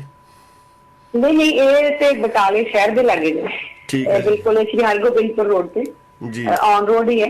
ਹਾਂਜੀ, ਮਿਡਲ ਸਕੂਲ ਹੈ ਤੇ ਬੱਚੇ ਵਧੀਆ ਵਿਦਿਆਰਥੀ। ਅੱਜ ਕੱਲ ਜਿਸ ਤਰ੍ਹਾਂ ਜਾਂਦੇ ਆ ਅਸੀਂ ਸਕੂਲ, ਬੱਚਿਆਂ ਨੂੰ ਜਿਸ ਤਰ੍ਹਾਂ ਥੋੜਾ ਬਹੁਤ ਉਹਨਾਂ ਦੇ ਪੇਰੈਂਟਸ ਨੂੰ ਗਾਈਡ ਕਰਦੇ ਆ ਵੀ ਬੱਚੇ ਵੱਧ ਤੋਂ ਵੱਧ ਦਾਖਲ ਕਰਾਓ, ਦਾਖਲਾ ਵਧਾਉਣ ਦੀ ਕੋਸ਼ਿਸ਼ ਕਰ ਰਹੇ ਆ। ਕਿਉਂਕਿ ਇਹ ਆ ਵੀ ਸਰਕਾਰੀ ਸਕੂਲਾਂ 'ਚ ਅੱਜ ਕੱਲ ਜਿਸ ਤਰ੍ਹਾਂ ਪੜ੍ਹਾਈ ਦਾ ਮਿਆਰ ਅਪ ਹੋ ਰਿਹਾ ਹੈ ਉਹ ਬਹੁਤ ਹੀ ਸ਼ਲਾਘਾਯੋਗ ਹੈ। ਹਰ ਤਰ੍ਹਾਂ ਦੇ ਜਿੱਦਾਂ TV ਤੇ ਵੀ ਹੁਣ ਪ੍ਰੋਗਰਾਮ ਚਾਲੂ ਕੀਤੇ ਆ, ਬੱਚਿਆਂ ਨੂੰ ਬਿਨਾਂ ਕੋਈ ਖਰਚ ਕੀਤੇ ਆ ਜੀ ਬੱਚੇ ਜਿਹੜੇ ਆ ਉਹ ਪੜ੍ਹਾਈ ਦੇ ਨਾਲ ਜੁੜ ਸਕਦੇ ਆ। ਘਰ ਬੈਠੇ ਜਿਹੜੇ ਆ ਮਹਾਮਾਰੀ ਤੋਂ ਜਿਸ ਤਰ੍ਹਾਂ ਸਰਕਾਰ ਦੀਆਂ ਹਦਾਇਤਾਂ ਨੇ, ਲਾਕਡਾਊਨ ਵੀ ਰਿਹਾ ਆ ਤੇ ਲਾਕਡਾਊਨ ਚਾਹੇ ਹੁਣ ਖਤਮ ਨਹੀਂ ਹੋ ਗਿਆ ਪਰ ਜਿਹੜੀ ਕਰੋਨਾ ਆ ਉਹਦੇ ਤੋਂ ਸਾਨੂੰ ਜਿਹੜੀਆਂ ਹਦਾਇਤਾਂ ਨੇ ਉਹ ਇਹਨਾਂ ਦੀਆਂ ਵੀ ਰਹਿਣੀਆਂ ਚਾਹੀਦੀਆਂ ਨੇ ਜੀ। ਹਾਂਜੀ, ਆਪਣੀ ਉਹਦਾ ਹੀ ਸਟੇ ਹੋਮ, ਆਪਣੇ ਜਿਹੜੀਆਂ ਸੇਫਗਾਰਡਸ ਸਾਨੂੰ ਦੱਸੀਆਂ ਨੇ ਉਹ ਵਰਤਦੇ ਰਹਿਣਾ ਚਾਹੀਦਾ ਤੇ ਉਹ ਵਰਤਦੇ ਹੋਏ ਘਰ ਰਹਿੰਦੇ ਹੋਏ ਬੱਚੇ ਜਿਹੜੇ ਆ ਉਹ ਇਸ ਪੜ੍ਹਾਈ ਦੇ ਨਾਲ ਜੁੜ ਸਕਦੇ, ਜਿਹੜੇ ਸਾਡੇ ਸਿੱਖਿਆ ਬੋਰਡ ਵੱਲੋਂ ਨਵੇਂ ਤਰੀਕੇ ਅਪਣਾਏ ਜਾ ਰਹੇ ਨੇ। ਜੀ ਵਾਕਈ ਜੀ, ਇਸ ਸਮੇਂ ਦੇ ਵਿੱਚ ਪੰਜਾਬ ਸਕੂਲ ਸਿੱਖਿਆ ਬੋਰਡ ਦੇ ਵੱਲੋਂ ਬੜੇ ਵਧੀਆ ਉਪਰਾਲੇ ਕੀਤੇ ਜਾ ਰਹੇ ਨੇ। ਸਕੂਲਾਂ ਦੀ ਦਿੱਖ ਵੀ ਵਧੀਆ ਬਣਾਈ ਗਈ ਆ ਤੇ ਜਿਹੜੇ ਮੈਂ ਸਮਝਦਾ ਕਿ ਅਧਿਆਪਕ ਸਾਹਿਬਾਨ ਹੁੰਦੇ ਨੇ ਸਰਕਾਰੀ ਸਕੂਲਾਂ ਦੇ ਵਿੱਚ ਉਹ ਵੀ ਬੜੇ ਟੈਸਟਾਂ ਦੇ ਵਿੱਚੋਂ ਪਾਸ ਹੋ ਕੇ ਸਰਵਿਸ ਦੇ ਵਿੱਚ ਨੌਕਰੀ ਦੇ ਉੱਪਰ ਆਏ ਹੁੰਦੇ ਆ ਤੇ ਜ਼ਿਆਦਾ ਕੁਆਲੀਫਾਈਡ ਹੁੰਦੇ ਆ। ਤੇ ਇਸ ਵੇਲੇ ਜਿਹੜੇ ਮੈਂ ਸਮਝਦਾ ਵੀ ਸਰਕਾਰੀ ਸਕੂਲ ਆ ਕਿਸੇ ਵੀ ਪਾਸਿਓਂ ਪ੍ਰਾਈਵੇਟ ਸਕੂਲਾਂ ਤੋਂ ਘੱਟ ਨਹੀਂ ਤੇ ਇਹ ਇੱਕ ਆਪਣੀ ਆਰਥਿਕਤਾ ਨੂੰ ਵੀ ਬਹੁਤ ਵੱਡਾ ਹਲਾਰਾ ਦਿੰਦੇ ਆ। ਕਿਉਂਕਿ ਦੋ ਤਿੰਨ ਚੀਜ਼ਾਂ ਹੁੰਦੀਆਂ ਇਨਸਾਨ ਨੂੰ ਜਿਨ੍ਹਾਂ ਦਾ ਹਮੇਸ਼ਾ ਹੀ ਡਰ ਬਣਿਆ ਰਹਿੰਦਾ। ਇੱਕ ਤਾਂ ਸਿਹਤ ਦੀਆਂ ਸਹੂਲਤਾਂ ਵੀ ਜੇ ਬਿਮਾਰ ਹੋ ਗਏ ਤੇ ਇਲਾਜ ਕਿੱਥੋਂ ਕਰਾਉਣਾ, ਵੀ ਇਲਾਜ ਬਹੁਤ ਮਹਿੰਗਾ ਵਾ, ਤੇ ਦੂਸਰਾ ਹੁੰਦਾ ਵੀ ਬੱਚਿਆਂ ਦੀ ਪੜ੍ਹਾਈ ਬਹੁਤ ਜ਼ਿਆਦਾ ਮਹਿੰਗੀ ਆ। ਜੇ ਆਪਾਂ ਬੱਚਿਆਂ ਨੂੰ ਸਰਕਾਰੀ ਸਕੂਲਾਂ ਦੇ ਵਿੱਚ ਪੜ੍ਹਾਉਂਦੇ ਆ ਤੇ ਨਾ ਮਾਤਰ ਹੀ ਖਰਚਾ ਹੈ। ਸੋ ਲੋਕਾਂ ਨੂੰ ਮੈਂ ਸਮਝਦਾ ਪੰਜਾਬ ਦੇ ਨੂੰ ਸੋਚਣਾ ਚਾਹੀਦਾ ਤੇ ਆਪਣੇ ਜਿਹੜੇ ਸਕੂਲ ਨੇ ਉਹਨਾਂ ਦੇ ਵੱਲ ਵੈਸੇ ਵੀ ਸਾਡੇ ਇਲਾਕੇ ਦਾ ਭੈਣ ਜੀ NRI ਵੀਰ ਵੀ ਬਹੁਤ ਜ਼ਿਆਦਾ ਸਹਾਇਤਾ ਇਸ ਵੇਲੇ ਕਰ ਰਹੇ ਨੇ। ਲੋਕਾਂ ਦਾ ਧਿਆਨ ਸਰਕਾਰੀ ਸਕੂਲਾਂ ਵੱਲ ਹੋਇਆ ਤੇ ਅਧਿਆਪਕ ਵੀ ਮੈਂ ਸਮਝਦਾ ਵੀ ਅੱਗੇ ਨਾਲੋਂ ਬਹੁਤ ਜ਼ਿਆਦਾ ਸਰਗਰਮ ਹੋਏ ਨੇ। ਬਹੁਤ ਮਿਹਨਤ ਕਰ ਰਹੇ ਜੀ। ਅਧਿਆਪਕਾਂ ਦਾ ਤੇ ਵਾਕਈ ਹੀ ਜਿਹੜਾ ਯੋਗਦਾਨ ਅੱਜ ਕੱਲ ਚੱਲ ਰਿਹਾ ਆ, ਜਿਸ ਤਰ੍ਹਾਂ ਉਹ ਕਹਿ ਲਓ ਵੀ ਕਹਿ ਰਹੇ ਕਿ ਪੇਨ ਲੈ ਕੇ ਪੂਰੀ ਬੱਚਿਆਂ ਨੂੰ ਪੁੱਛਦੇ ਵੀ ਆ ਫੋਨ ਕਰਕੇ। ਮੈਂ ਖੁਦ ਇਹ ਕੰਮ ਕਰ ਰਹੀ ਹਾਂ ਕਿ ਬੱਚਿਆਂ ਨੂੰ ਪੁੱਛਦਾ ਕਿ ਬੇਟਾ ਤੁਹਾਨੂੰ ਸਮਝ ਆ ਗਈ ਹੈ, ਤੁਸੀਂ ਕਾਪੀ ਬਣਾ ਲਈ ਆ, ਜੇ ਬਣਾਈ ਆ ਤੇ ਫੋਟੋ ਖਿੱਚ ਕੇ ਸਾਨੂੰ ਭੇਜੋ ਕਿ ਮੈਨੂੰ ਪਤਾ ਲੱਗੇ ਕਿ ਵਾਕਈ ਤੁਸੀਂ ਕਿੱਥੋਂ ਤੱਕ ਪੜ੍ਹੇ ਹੋ, ਕਿੱਥੋਂ ਤੱਕ ਤੁਹਾਨੂੰ ਸਮਝ। ਫਿਰ ਉਹਨਾਂ ਦੇ ਪੇਰੈਂਟਸ ਨੂੰ ਪੁੱਛੀਦਾ ਵਾ ਕਿ ਤੁਹਾਡੇ ਬੱਚਾ ਜਿਹੜਾ ਕੰਮ ਕਰ ਰਿਹਾ ਉਹਨੂੰ ਸਮਝ ਆ ਰਹੀ ਹੈ, ਫਿਰ ਤਸੱਲੀ ਹੁੰਦੀ ਹੈ। ਕਿਉਂਕਿ ਅੱਗੇ ਤੇ ਇਹ ਸੀ ਕਿ ਸਕੂਲ ਵਿੱਚ ਬੱਚਾ ਸਾਨੂੰ ਸਾਹਮਣੇ ਦੇਖ ਜਾਂਦਾ ਸੀ, ਬੱਚੇ ਨਾਲ ਸਾਡੀ ਗੱਲਬਾਤ ਹੋ ਜਾਂਦੀ ਸੀ, ਰੋਜ਼ ਅਸੀਂ ਬੱਚੇ ਨੂੰ ਵਾਚ ਕਰਦੇ ਸੀ, ਦੇਖਦੇ ਸੀ ਕਿ ਹਾਂ ਇਹ ਬੱਚਾ ਕਿੱਦਾਂ ਸਾਨੂੰ ਰਿਸਪੌਂਸ ਦੇ ਰਿਹਾ ਵਾ। ਸੋ ਰਿਸਪੌਂਸ ਲੈਣ ਲਈ ਸਾਨੂੰ ਹੁਣ ਕਾਫੀ ਕਰਨਾ ਪੈਂਦਾ, ਬੱਚਿਆਂ ਤੱਕ ਪਹੁੰਚ ਕਰਨੀ ਪੈਂਦੀ ਹੈ ਤੇ ਉਹ ਕਰ ਰਹੇ, ਸਾਰੇ ਅਧਿਆਪਕ ਕਰ ਰਹੇ। ਹਰ ਅਧਿਆਪਕ ਜਿਹੜਾ ਆਪਣੇ ਸਬਜੈਕਟ ਪ੍ਰਤੀ ਬਹੁਤ ਜ਼ਿਆਦਾ ਡੈਡੀਕੇਟ ਹੈ, ਬਹੁਤ ਵਧੀਆ ਉਪਰਾਲਾ ਕਰ ਰਹੇ। ਬਿਲਕੁਲ ਜੀ, ਬਹੁਤ ਵਧੀਆ ਕੋਸ਼ਿਸ਼ਾਂ ਕਰ ਰਹੇ ਨੇ। ਬੱਚਿਆਂ ਨੂੰ ਲਗਾਤਾਰ ਪੜ੍ਹਾਈ ਦੇ ਨਾਲ ਜੋੜਿਆ ਜਾ ਰਿਹਾ ਵੀ ਕਿਸੇ ਵੀ ਤਰ੍ਹਾਂ ਦਾ ਇਸ ਮਹਾਂਮਾਰੀ ਦੇ ਵਿੱਚ ਬੱਚਿਆਂ ਦਾ ਪੜ੍ਹਾਈ ਦਾ ਨੁਕਸਾਨ ਨਾ ਹੋਵੇ। ਸਰਕਾਰ ਵੀ ਬਹੁਤ ਜ਼ਿਆਦਾ ਉਪਰਾਲੇ ਕਰ ਰਹੀ ਆ ਤੇ ਜਿਹੜੀ ਨਵੀਂ ਤਕਨੀਕ ਆ ਉਹਦਾ ਵੀ ਰੱਜ ਕੇ ਜਿਹੜਾ ਇਸ ਵੇਲੇ ਫਾਇਦਾ ਜਿਹੜਾ ਲਿਆ ਜਾ ਰਿਹਾ। ਮੈਨੂੰ ਲੱਗਦਾ ਵੀ ਜੇ ਪਬਲਿਕ ਤੌਰ ਤੇ ਸਭ ਤੋਂ ਵੱਧ ਫਾਇਦਾ ਆਪਾਂ ਸੋਚੀਏ ਤੇ ਇਸ ਸਮੇਂ ਤੇ ਹੀ ਲੋਕਾਂ ਨੂੰ ਮਿਲ ਰਿਹਾ ਸੋਸ਼ਲ ਮੀਡੀਆ ਦਾ। ਕਿਉਂਕਿ ਫੋਨਾਂ ਦੇ ਰਾਹੀਂ, ਸਮਾਰਟਫੋਨ ਦੇ ਰਾਹੀਂ, ਇੰਟਰਨੈਟ ਦੇ ਰਾਹੀਂ, ਫੇਸਬੁੱਕ ਦੇ ਰਾਹੀਂ, YouTube ਦੇ ਰਾਹੀਂ ਤੇ ਵੱਖ-ਵੱਖ ਚੈਨਲਾਂ ਦੇ ਰਾਹੀਂ ਜਿਹੜਾ ਇਸ ਵੇਲੇ ਪੜ੍ਹਾਈ ਕਰਵਾਈ ਜਾ ਰਹੀ ਆ। ਚੰਗੀ ਗੱਲ ਆ, ਜਿਹੜੀਆਂ ਇਹ ਵਿਗਿਆਨ ਦੀਆਂ ਨਵੀਆਂ ਕਾਢਾਂ ਨੇ ਉਹਨਾਂ ਦਾ ਭਰਪੂਰ ਵਰਤੋਂ ਚੰਗੇ ਕੰਮਾਂ ਵਾਸਤੇ ਕਰਨੀ ਚਾਹੀਦੀ ਆ। ਤੇ ਜਿਸ ਦੀ ਮੈਂ ਸਮਝਦਾ ਕਿ ਹੁਣ ਇਸ ਟਾਈਮ ਤੇ ਜਿਹੜੀ ਸੁਚੱਜੀ ਵਰਤੋਂ ਇਹਨਾਂ ਸਾਧਨਾਂ ਦੀ ਹੋ ਰਹੀ ਆ। ਤੇ ਭੈਣ ਜੀ ਤੁਸੀਂ ਲਿਖਦੇ ਵੀ ਹੋ ਤੇ ਲਿਖਣ ਵਾਲਾ ਆਪ ਦਾ ਰੁਝਾਨ ਕਿਸ ਤਰ੍ਹਾਂ ਇਧਰਲੇ ਪਾਸੇ ਕਿਵੇਂ ਰੁਝਾਨ ਪੈਦਾ ਹੋ ਗਿਆ ਜੀ? ਲਿਖਣ ਦਾ ਜਿੱਦਾਂ ਮਨ ਚ ਵਿਚਾਰ ਆਇਆ ਲਿਖਿਆ ਤੇ ਘਰ ਦੱਸਿਆ ਕਿ ਆਪਣੇ ਫਾਦਰ ਸਾਹਿਬ ਨੂੰ, ਜਾਂ ਜਿੱਦਾਂ ਮੇਰੇ ਦਾਦਾ ਜੀ ਘਰ ਹੁੰਦੇ ਉਹਨਾਂ ਨੂੰ ਦੱਸਿਆ, ਉਹਨਾਂ ਨੂੰ ਜਦੋਂ ਬੱਚੇ ਨੂੰ ਘਰੋਂ ਹੱਲਾਸ਼ੇਰੀ ਮਿਲਦੀ ਹੈ, ਉਹ ਕਹਿੰਦੇ ਬਹੁਤ ਅੱਛੇ, ਸ਼ਾਬਾਸ਼, ਫਿਰ ਪਤਾ ਲੱਗਦਾ ਕਿ ਵਾਕਈ ਕੌਨਫੀਡੈਂਸ ਆਉਂਦਾ ਵੀ ਕਰ ਸਕਦੇ ਆ। ਫਿਰ ਮੈਂ ਉਦੋਂ ਤੋਂ ਥੋੜਾ ਜਿੱਦਾਂ ਕਹਿ ਲਓ, ਕਦੀ ਕਵਿਤਾ ਲਿਖ ਲਈ, ਕਦੀ ਕੋਈ ਲੇਖ ਲਿਖ ਲਿਆ, ਤੇ ਉਹਦੇ ਨਾਲ ਵਿਸ਼ਵਾਸ ਹੈ। ਤੇ ਅੱਜ ਫਿਰ ਹੁਣ ਜਿਸ ਤਰ੍ਹਾਂ ਪਿਛਲੇ ਸਾਲ ਆਪਾਂ 550 ਸਾਲਾ ਮਨਾਇਆ ਗੁਰੂ ਨਾਨਕ ਦੇਵ ਜੀ ਦਾ, ਤੇ ਉਹਦੇ ਨਾਲ ਸੰਬੰਧਿਤ ਲੇਖ ਲਿਖੇ। ਗੁਰੂ ਜੀ ਦੀ ਜਿਹੜੀਆਂ ਰਚਨਾਵਾਂ ਨੇ ਉਹਦੇ ਵਿੱਚੋਂ ਜਿਸ ਤਰ੍ਹਾਂ ਕਿ ਵਿਗਿਆਨਿਕ ਸੋਚ, ਜਿੱਦਾਂ ਸਮਾਜਿਕ ਕ੍ਰਾਂਤੀਕਾਰੀ ਸੁਭਾਅ ਉਹਨਾਂ ਦਾ ਹਨਾ, ਤੇ ਹੋਰ ਨਾਰੀ ਪ੍ਰਤੀ ਇਹੋ ਜਿਹੇ ਵਿਸ਼ੇ ਲੈ ਕੇ ਥੋੜਾ ਲਿਖਦੇ ਰਹੀਦਾ ਵਾ, ਕੁਛ ਨਾ ਕੁਛ ਕਰਦੇ ਰਹੀਦਾ, ਜਿਸ ਨਾਲ ਕਿ ਜਦੋਂ ਲੱਗੇ ਕਿ ਠੀਕ ਹੈ ਪੂਰਾ ਹੋ ਗਿਆ, ਫਿਰ ਭੇਜ ਦਈਦਾ। ਜੇ ਕਿਸੇ ਨੂੰ ਚੰਗਾ ਲੱਗੇ ਤੇ ਛਾਪ ਦਿੰਦੇ ਆ। ਭੈਣ ਜੀ, ਤੁਸੀਂ ਗੁਰੂ ਨਾਨਕ ਸਾਹਿਬ ਜੀ ਦੀ ਫਲਸਫੇ ਦੀ ਗੱਲ ਕੀਤੀ ਆ, ਉਹਨਾਂ ਦੀਆਂ ਲਿਖਤਾਂ ਦੀ ਗੱਲ ਕੀਤੀ ਆ, ਜੋ ਗੁਰਬਾਣੀ ਦੇ ਰਾਹੀਂ ਆਪਾਂ ਨੂੰ ਦੇ ਕੇ ਗਏ ਨੇ, ਤੇ ਮੈਨੂੰ ਇੱਕ ਗੱਲ ਲੱਗਦੀ ਸੀ ਵੀ ਜਿਹੜਾ 550 ਸਾਲਾ ਵਾ, ਜਿਹੜਾ ਖਾਸ ਕਰਕੇ ਔਰਤਾਂ ਨੂੰ, ਮੈਂ ਤਾਂ ਕਹਿੰਦਾ ਸਮਝਦਾ ਵੀ ਸਾਰੀ ਦੁਨੀਆ ਦੇ ਵਿੱਚ ਹੀ ਮਨਾਉਣਾ ਚਾਹੀਦਾ, ਕਿਉਂਕਿ ਜੇ ਆਪਾਂ ਹੁਣ ਤੱਕ ਦੇ ਸਮਾਜਿਕ ਸੁਧਾਰਕਾਂ ਦੀ ਗੱਲਬਾਤ ਕਰ ਲਈਏ ਤੇ ਸਭ ਤੋਂ ਜ਼ਿਆਦਾ ਜਿਹੜਾ ਵਾ ਔਰਤ ਜਾਤੀ ਦੇ ਹੱਥ ਦੇ ਵਿੱਚ ਆਵਾਜ਼ ਗੁਰੂ ਨਾਨਕ ਸਾਹਿਬ ਜੀ ਨੇ ਉਠਾਈ ਆ, ਬਲਕਿ ਸਭ ਤੋਂ ਪਹਿਲਾਂ ਹੀ ਉਹਨਾਂ ਨੇ ਆਵਾਜ਼ ਉਠਾਈ, ਸਭ ਤੋਂ ਪਹਿਲਾਂ। ਤੇ ਪਰ ਦੁਨੀਆ ਦੇ ਨਕਸ਼ੇ ਦੇ ਵਿੱਚ ਇਸ ਤਰ੍ਹਾਂ ਇਸ ਗੱਲ ਨੂੰ ਜ਼ਿਆਦਾ ਉਭਾਰਿਆ ਨਹੀਂ ਗਿਆ। ਹੁਣ ਕਈ ਵਾਰ ਆਪਾਂ ਜਦੋਂ ਹੋਰ ਦੇਸ਼ਾਂ ਦੇ ਸਾਹਿਤਕਾਰਾਂ ਦੀ ਗੱਲ ਕਰਦੇ ਆ ਜਾਂ ਉਹਨਾਂ ਦੇ ਪੈਗੰਬਰਾਂ ਦੀ ਗੱਲਬਾਤ ਕਰਦੇ ਆ, ਤੇ ਕਈ ਗੱਲਾਂ ਬਾਤਾਂ ਉਹਨਾਂ ਦੀਆਂ ਸਾਰੀਆਂ ਦੁਨੀਆ ਦੇ ਵਿੱਚ ਹੀ ਮਸ਼ਹੂਰ ਹੋਈਆਂ ਹੁੰਦੀਆਂ ਵੀ ਇਸ ਨੇ ਗੱਲਬਾਤ ਕਹੀ ਜਾਂ ਆਵਾਜ਼ ਉਠਾਈ। ਪਰ ਔਰਤ ਦੇ ਹੱਕ ਵਿੱਚ ਜਿੰਨੀ ਆਵਾਜ਼ ਗੁਰੂ ਨਾਨਕ ਸਾਹਿਬ ਨੇ ਉਠਾਈ ਆ, ਮੈਂ ਸਮਝਦਾ ਵੀ ਜਿੰਨੇ ਪ੍ਰਚਾਰ ਦੀ ਲੋੜ ਸੀ ਉਹਨਾਂ ਪ੍ਰਚਾਰ ਦੂਸਰਿਆਂ ਜਿਹੜੇ ਭਾਸ਼ਾ ਵਾਲੇ ਲੋਕ ਸੀ, ਦੂਸਰੇ ਦੇਸ਼ ਆ, ਉਹਨਾਂ ਦੇ ਤੱਕ ਜਾਂ ਤਾਂ ਆਪਾਂ ਕਰ ਨਹੀਂ ਸਕੇ, ਉਹਨਾਂ ਕੋਲੇ ਗੱਲ ਨਹੀਂ ਪਹੁੰਚਾ ਸਕੇ। ਉਸ ਹਿਸਾਬ ਨਾਲ 550 ਸਾਲਾਂ ਤੇ ਗੁਰੂ ਨਾਨਕ ਸਾਹਿਬ ਨੂੰ ਯਾਦ ਨਹੀਂ ਕੀਤਾ ਗਿਆ ਜਿਸ ਤਰ੍ਹਾਂ ਕਰਨਾ ਚਾਹੀਦਾ ਸੀ। ਏਦਾਂ ਦੀ ਤੇ ਮੈਨੂੰ ਕੋਈ ਇੰਨਾ ਨਹੀਂ ਮਹਿਸੂਸ ਹੋਇਆ, ਬਲਕਿ ਜਿਸ ਤਰ੍ਹਾਂ ਵੇਖੀਦਾ ਮੀਡੀਆ ਦੇ ਉੱਤੇ, ਸੋਸ਼ਲ ਮੀਡੀਆ ਤੇ ਵੀ ਜਾਂ ਵੈਸੇ ਵੀ ਗੁਰੂ ਸਾਹਿਬ ਬਾਰੇ ਤੇ ਸਾਰੇ ਵਰਲਡ ਤੇ ਵਿੱਚ ਹੀ ਜਾਣਕਾਰੀ ਹੈ। ਉਹ ਪੰਜਾਬੀ ਕਮਿਊਨਿਟੀ ਨੇ ਬਣਾਈ ਹੈ ਨਾ, ਉਹ ਤਾਂ ਪੰਜਾਬੀਆਂ ਤੱਕ ਗੱਲ ਸੀਮਿਤ ਰਹਿ ਗਈ। ਜਿਹੜੀਆਂ ਦੂਸਰੀਆਂ ਭਾਸ਼ਾਵਾਂ ਵਾਲੇ ਲੋਕ ਆ, ਦੂਸਰੇ ਦੇਸ਼ਾਂ ਵਾਲੇ ਲੋਕ ਆ, ਉਹਨਾਂ ਦੇ ਤੱਕ ਤਾਂ ਆਪਾਂ ਗੱਲ ਪਹੁੰਚਾਉਣੀ ਸੀ ਨਾ, ਬਾਬੇ ਨਾਨਕ ਨੇ ਆਹ ਕੁਛ ਲਿਖਿਆ ਵਾ, ਆਹ ਕੁਛ ਕਹਿ ਕੇ ਗਏ ਨੇ, ਇਸ ਤਰ੍ਹਾਂ ਉਹਨਾਂ ਨੇ ਸਾਨੂੰ ਅਜਿਹਾ ਫਲਸਫਾ ਦਿੱਤਾ। ਮੈਂ ਉਸ ਗੱਲ ਦੀ ਗੱਲ ਕਰ ਰਿਹਾ ਜਿਹੜਾ 550 ਸਾਲ ਸਾਰੀ ਦੁਨੀਆ ਦੇ ਵਿੱਚ ਬਹੁਤ ਵੱਡੇ ਪੱਧਰ ਤੇ ਮਨਾਇਆ ਗਿਆ, ਇਸ 'ਚ ਕੋਈ ਸ਼ੱਕ ਵਾਲੀ ਗੱਲ ਨਹੀਂ ਹੈਗੀ। ਹਾਂਜੀ, ਮਤਲਬ ਤੁਹਾਡਾ ਕਹਿਣ ਦਾ ਵੀ ਜਿਸ ਤਰ੍ਹਾਂ ਨਾਰੀ ਦੇ ਪ੍ਰਤੀ ਜਾਗਰਤੀ ਉਹਨਾਂ ਨੇ ਲਿਆਂਦੀ ਜਾਂ ਨਾਰੀ ਪ੍ਰਤੀ ਆਵਾਜ਼ ਉਠਾਈ, ਇਹ ਵੀ ਸਾਰੇ ਵਰਲਡ ਵਿੱਚ ਪਹੁੰਚਣੀ ਚਾਹੀਦੀ ਸੀ ਕਿ ਜਿਹੜਾ ਸਮਾਜ ਸੁਧਾਰਕ ਦੇ ਜ਼ਿਆਦਾ ਸਭ ਤੋਂ ਵੱਡੀ ਜਿਹੜੀ ਕੁਰੀਤੀ ਸੀ ਉਸ ਸਮੇਂ ਸਮਾਜ ਦੇ ਵਿੱਚ, ਨਾਰੀ ਨੂੰ ਕਿਸ ਤਰ੍ਹਾਂ ਇੱਕ ਵਸਤੂ ਸਮਝਿਆ ਜਾਂਦਾ ਸੀ, ਤੇ ਉਹ ਜਿਹੜੀ ਹੈ ਉਸ ਦੇ ਖਿਲਾਫ ਜਿਹੜੀ ਆਵਾਜ਼ ਉਠਾਈ ਸਭ ਤੋਂ ਪਹਿਲਾਂ ਗੁਰੂ ਨਾਨਕ ਦੇਵ ਜੀ ਨੇ ਉਠਾਈ। ਇੱਥੇ ਕਿਤੇ ਨਾ ਕਿਤੇ ਜਿਹੜਾ ਆ ਉਹ ਭਾਸ਼ਾਵਾਂ ਦੇ ਵਿੱਚ, ਹਰ ਭਾਸ਼ਾ ਵਿੱਚ ਜਿਹੜਾ ਆ ਇਹ ਜਿਹੜਾ ਸਾਹਿਤ ਆ ਜਾਂ ਬਾਬਾ ਜੀ ਦੀ ਜਿਹੜੀ ਬਾਣੀ ਆ ਜਾਂ ਜਿਹੜੀ ਬਾਣੀ ਦੇ ਵਿੱਚ ਜਿਹੜੇ ਅਰਥ ਨੇ, ਸੱਚਾਈ ਆ, ਜਿਹੜਾ ਥੀਮ ਆ ਮੇਨ, ਉਹ ਹਰ ਭਾਸ਼ਾ ਵਿੱਚ ਟ੍ਰਾਂਸਲੇਟ ਹੋ ਕੇ ਦੁਨੀਆ ਦੇ ਹਰ ਕੋਨੇ 'ਚ ਪਹੁੰਚਾਉਣ ਦਾ ਯਤਨ ਕਰਨਾ ਚਾਹੀਦਾ। ਉਹਦੇ ਨਾਲ ਹੋ ਸਕਦਾ ਕਿ ਜਦੋਂ ਹਰ ਭਾਸ਼ਾ ਦੇ ਵਿੱਚ ਇਹ ਚੀਜ਼ ਜਾਏਗੀ ਤੇ ਉਹ ਹਰ ਭਾਸ਼ਾ ਵਾਲਾ ਜਿਹੜਾ ਪੜ੍ਹਨ ਵਾਲਾ, ਸਮਝਣ ਵਾਲਾ ਵਿਅਕਤੀ ਜਿਹੜਾ ਆ ਉਸਨੂੰ ਪਤਾ ਲੱਗੇਗਾ ਕਿ ਵਾਕਈ ਹੀ ਜਿਹੜਾ ਵਾ ਉਹ ਸਮਾਜ ਸੁਧਾਰਕ ਦਾ ਜਿਹੜਾ ਕੰਮ ਹੈ ਸਭ ਤੋਂ ਪਹਿਲਾਂ ਗੁਰੂ ਨਾਨਕ ਦੇਵ ਜੀ ਨੇ ਸ਼ੁਰੂ ਕੀਤਾ। ਉਹਨਾਂ ਨੇ ਜਦੋਂ ਉਹਨਾਂ ਨੇ ਸਮਾਜ ਦੀ ਗੱਲ ਆਈ, ਉਹਨਾਂ ਨੇ ਆਪਣਾ ਪਰਿਵਾਰ, ਘਰ ਸਭ ਕੁਛ ਛੱਡ ਕੇ ਜਿਹੜਾ ਸਮਾਜ ਵੱਲ ਨੂੰ ਤੁਰ ਪਏ। ਤੇ ਜਿਸ ਤਰ੍ਹਾਂ ਉਹਨਾਂ ਨੇ ਸੰਦੇਸ਼ ਦਿੱਤਾ, ਜਿਹੜੀ ਉਦਾਸੀਆਂ ਦੇ ਵਿੱਚ ਜਿਸ ਤਰ੍ਹਾਂ ਉਹਨਾਂ ਨੇ ਹਰ ਵਰਗ ਦੇ ਲੋਕਾਂ ਨਾਲ ਮਿਲ ਕੇ ਹਰ ਤਰ੍ਹਾਂ ਦਾ ਜਿਹੜਾ ਕੋਈ ਜ਼ੁਲਮ ਕਰ ਰਿਹਾ ਸੀ ਜਾਂ ਕੋਈ ਕੁਰਾਏ ਪਿਆ ਸੀ, ਉਹਨਾਂ ਨੂੰ ਸਹੀ ਰਾਹ ਲਿਆਂਦਾ।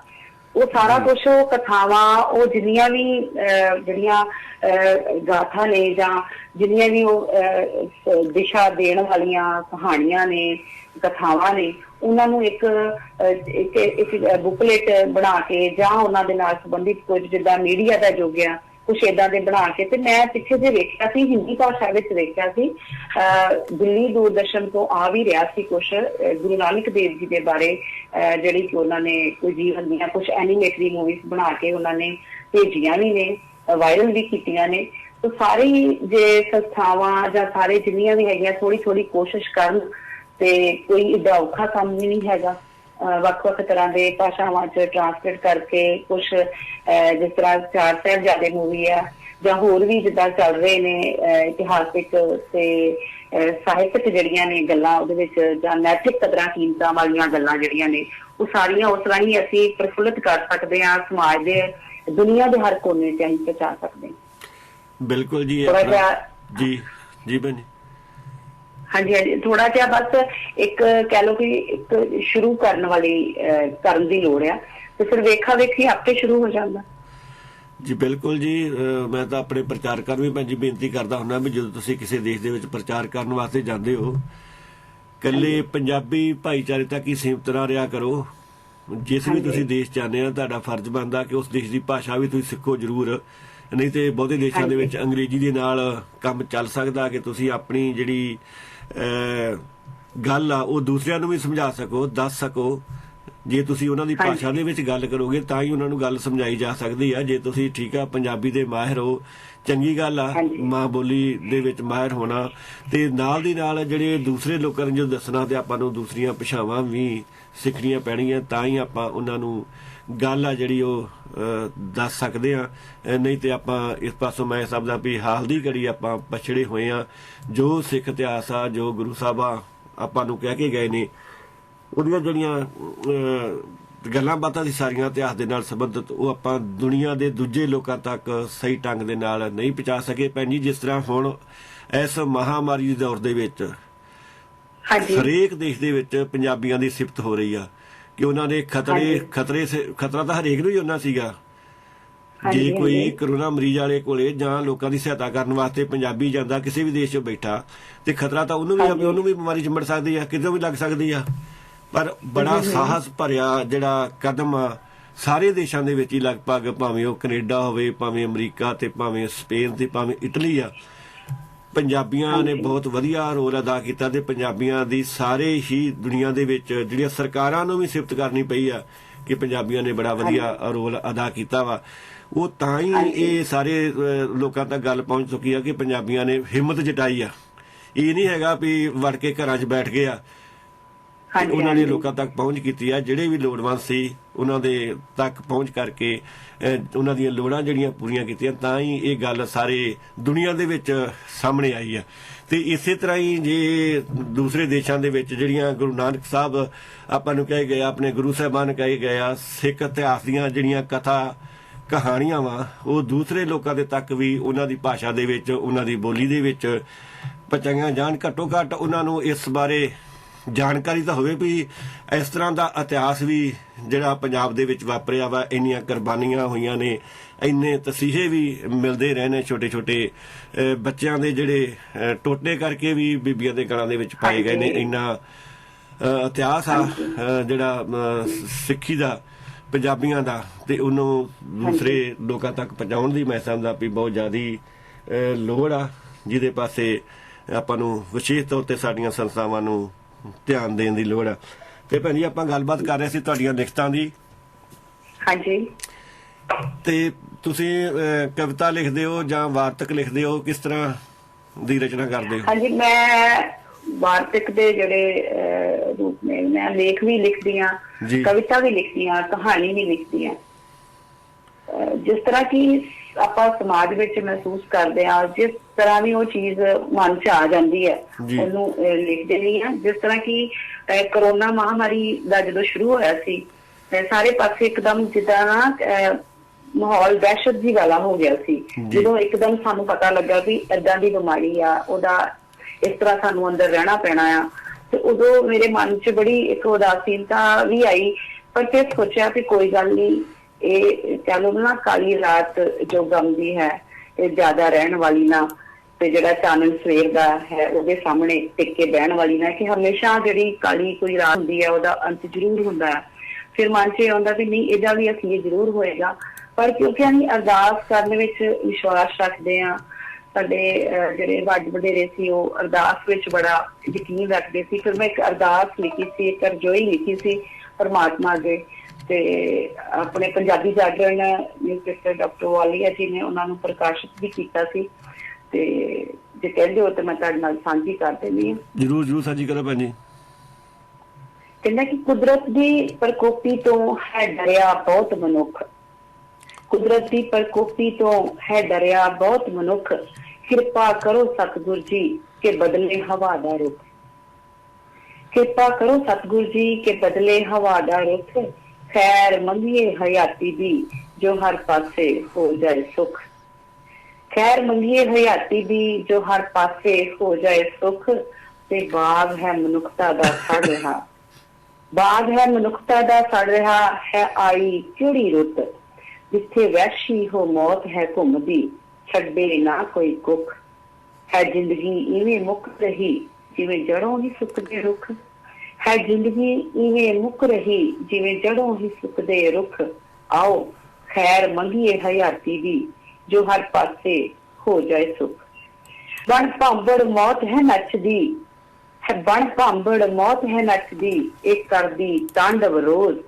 ਨਿਤ ਲੱਭੇ ਨਵਾਂ ਸ਼ਿਕਾਰੇ, ਹੈ ਕਰਦੀ ਆਪਣੀ ਮੌਜ, ਨਿਡਰ ਹੋ ਕੇ ਘੁੰਮਦੀ, ਇਹ ਮੌਤ ਕਿਸੇ ਦੀ ਨਾ ਮਿੱਤ, ਖੈਰ ਮੰਗੀਏ ਹਯਾਤੀ ਦੀ ਜੋ ਹਰ ਪਾਸੇ ਹੋ ਜਾਏ ਸੁਖ, ਕਿਰਪਾ ਕਰੋ ਸਤਿਗੁਰ ਜੀ ਜੋ ਬਦਲੇ ਹਵਾ ਦਾ ਰੁਖ, ਅੱਜ ਸ਼ੁਭ ਇੱਛਾਵਾਂ ਮੰਗ ਰਹੀ ਹੈ ਮਾਯੂਸ ਹੋਈ ਰੁੱਤ, ਕੁਦਰਤ ਦੀ ਪ੍ਰਕੋਪੀ ਤੋਂ ਹੈ ਡਰਿਆ ਬਹੁਤ ਮਨੁੱਖ, ਕਰੋ ਦੁਆਵਾਂ ਸਭ ਲਈ ਮੁਰਝਾਵੇ ਨਾ ਕੋਈ ਕੁੱਖ, ਕੁਦਰਤ ਦੀ ਪ੍ਰਕੋਪੀ ਤੋਂ ਹੈ ਡਰਿਆ ਬਹੁਤ ਮਨੁੱਖ।